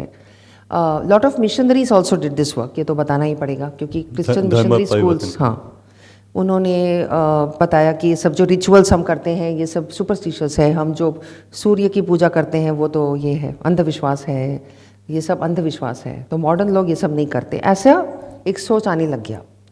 लेकिन अभी वो रिवर्स हो रहा है क्योंकि अभी जो गुरुओं ने जो काम किया है ना, बिकॉज अल्टीमेटली दीज गुरुज have kept this intact for us, and गुरु शिष्य परंपरा की वजह से अब हम वापस we are going back to our roots and we this will continue further. अभी गुरुकुल way of education mainstream नहीं है, बट एक दिन होगा, मुझे लगता है कि ये मेन स्ट्रीम में आएगा जब लोग समझेंगे कि इससे क्या क्या फ़ायदे हो रहे हैं लोगों के. तो यहाँ से जब आपके बच्चे सक्सेस स्टोरीज बन के निकलेंगे, वो मेन है. यहाँ से आपके बच्चे पढ़ के कुछ नया इन्वेंट करेंगे, कोई नई सोच लेके आएंगे, तब लोग समझेंगे अच्छा गुरुकुल में पढ़कर भी ये अभी इतना अच्छा काम कर रहा है और इतना कमा रहा है, इतने पैसे मिल रहे हैं, कोई गवर्नमेंट जॉब भी नहीं है फिर भी ये इतना अच्छा कर रहा है. Then people will understand the value of gurukul education और भारतीय संस्कृति एजुकेशन. टैक्सेस मतलब लोगों से पैसा लिया, टैक्स लिया, और अगर आपने जिसका हिंदी भाषी या गुजराती मीडियम स्कूल्स में नहीं लेकिन इंग्लिश स्कूल्स में डाला, तो वहाँ की स्कूल्स की टीचर्स को भी फिर तनख्वाह कम होगी ना. तो फिर अगर आपको ज़्यादा सैलरी चाहिए, अभी टीचर सैलरी पे है, अभी कोई दक्षिणा का सिस्टम नहीं है, तो सैलरी भी ज़्यादा चाहिए तो इंग्लिश मीडियम स्कूल में जाना पड़ेगा. तो ऐसे ही धीरे धीरे मतलब एक एक बहुत प्लानिंग किया गया है. बहुत अच्छे से प्लान मैं किया जो गया. पा रही हूँ अभी मेरे ट्रैवल्स में, भाई कई लोगों से बात करती हूँ, प्लेन में कोई बैठे हैं तो उनसे बात करना शुरू करती हूँ, और मैं ये देख रही हूँ कि जो इंग्लिश मीडियम स्कूल्स में नहीं है और ज़्यादा पढ़े लिखे नहीं हैं, उनमें मैं बहुत इंटेलिजेंस देख रही हूँ और बहुत एंटरप्रेन्योरल स्पिरिट भी देख रही हूँ मैं उनमें. वो भी है, बहुत है. हाँ, एक लड़का मुझे मिला था, वो कहीं पता नहीं कौन से स्कूल में पढ़ा था, कौन से कॉलेज, मैंने नाम भी नहीं सुना है, और उसको बस थोड़ी सी इंग्लिश आती है, ज़्यादा हिंदी में बोल रहा था, और उसके आइडियाज़ इतने थे कि मुझे ये करना है वो करना है, और मतलब वेरी इंटेलिजेंट. भाषा का कोई हाँ, है ही नहीं. इट्स लाइक मुझे लगा कि हम लोग जब एजुकेशन सिस्टम में घुस जाते हैं तो हमारा एंटरप्रेन्योरशिप तो खत्म ही हो जाता है. व्हाट डू यू से for entrepreneurship in Hindi? Definitely मैं वही एक्चुअली मेरा यही प्रश्न था इनकी ओर से क्योंकि सब जॉब ढूंढते हैं, तो क्या क्यों ना कुछ नई सोच से, एक नए विचार से कोई बिजनेस का निर्माण किया जाए, मतलब अर्थ की उत्पत्ति की जाए ताकि दूसरों को हम जॉब्स दे सके. ये सोच कैसे आएगा? जैसे आपने अच्छी टिप्स दी है, लेकिन ये गवर्नमेंट तो कुछ ना कुछ कर सकती है, लेकिन हमें ही कुछ करना पड़ेगा. एक सोच में बदलाव लाना पड़ेगा कि जॉब ढूंढनी नहीं है, और खास करके जिनका दिमाग इतना खुला हुआ है कि वो समस्या को देखे, उसके साथ ठहर सके और समाधान ढूंढ सके, उनको तो व्यवसाय में ही जाना पड़ेगा. और या तो जॉब भी करे तो इस इंटेंशन से कि मैं 5-6 साल जॉब करके मैं कुछ अपना शुरू करने वाला हूँ, मैं बस कुछ ये सीखने के लिए जा रहा हूँ कि how to connect with people, how to talk, थोड़ा सा एक्सपीरियंस के लिए. उसके बाद I want to start my own business, ऐसा सोच. अब देखिए जो सोशल स्टडीज़ बुक्स हैं मेन स्ट्रीम स्कूल्स में, आपका सोशल स्टडीज़ है इसमें? है ना, वो तो बाद में आएगा, अभी प्राइमरी है. अच्छा. लेकिन थोड़ा थोड़ा तो आ जाता है. एकदम बकवास, एकदम जो उसमें ये लिखा है कि प्रॉब्लम सॉल्यूशन का तो कुछ है ही नहीं उसमें कोई भी प्रॉब्लम है ना तो कहते हैं कि गवर्नमेंट ने कुछ किया नहीं है. I saw that the whole textbook was about government ने हेल्थ में ये नहीं कुछ किया, हेल्थ में उन्होंने ये नहीं किया, गवर्नमेंट को ये करना चाहिए, गवर्नमेंट को वो करना चाहिए. That is all there is in that book. Instead of what can you do. अभी हेल्थ इश्यू है कंट्री में, ये प्रॉब्लम है हेल्थ का, तो स्टूडेंट्स को उन्होंने the textbook should be written to make the student think कि हमें क्या करना चाहिए हेल्थ प्रॉब्लम सॉल्व करने के लिए. Okay, does Ayurveda have solution for this? इस तरह की चीज़ें क्यों नहीं है हमारे टेक्स्ट बुक में, where they are made to think about solving this problem rather than government ने ये नहीं किया. Government every chapter is about ये प्रॉब्लम है, गवर्नमेंट ने उसके लिए ये किया है, और गवर्नमेंट ने ये नहीं किया है, ये करना चाहिए, गवर्नमेंट ने इतना स्पेंड किया है और स्पेंड करना चाहिए इसके ऊपर. That is what is written in the textbooks. हम तो आप जैसे ऑथर्स की बुक्स टेक्स्ट बुक्स बना देंगे हमारे स्कूल में. तो that is nice, but I wish in every field, in science हो, ज्योग्राफी हो, हर इसमें आपके टेक्स्ट बुक्स नए नए निकल के आए जो आप जैसे लोग लिखेंगे about the subject. That would be useful so that the children are problem solvers and not government employee material. Just government employees नहीं प्रोड्यूस करेंगे, जो हज़ारों लोग एक एग्जाम के लिए अपीयर करेंगे, IAS सिविल सर्विसेज, उसमें सिर्फ कुछ लोगों को मिलेंगे, बाकी लोग फिर नेक्स्ट ईयर ट्राई करेंगे, फिर नेक्स्ट ईयर ट्राई करेंगे. What is nonsense? It's complete nonsense, right? And they will not change the system, bureaucrats बन जाएंगे, जो चलता आ रहा है वही ब्रिटिश टाइम का जो पॉलिसी है वही इम्प्लीमेंट करते जा रहे हैं वो लोग, और घूस लेंगे, रिश्वत लेंगे, ये है उनका लाइफ। नहीं, गवर्नमेंट जॉब अगर आपको मिल भी गई तो आप कुछ वैसे कर ही नहीं सकते हो, क्योंकि आप कुछ तो नहीं कर गवर्नमेंट के सकते। सेवक हो। हाँ, तो धर्म की दृष्टि से भी आप अपना इनोवेशन मतलब कुछ नया कुछ नहीं कर सकते, आपको सिर्फ ऑर्डर्स फॉलो करने हैं। तो अगर कुछ नया करना है और उस अर्थोपार्जन मतलब अर्थोपार्जन करना है और अर्थ की उत्पत्ति भी करनी है तो बिजनेस में ही जाना पड़ेगा। मुझे लगता है कि सेवा करना चाहिए, हर तरह का सेवा। बच्चों को सेवा कर कर के पता चलेगा कि प्रॉब्लम क्या है।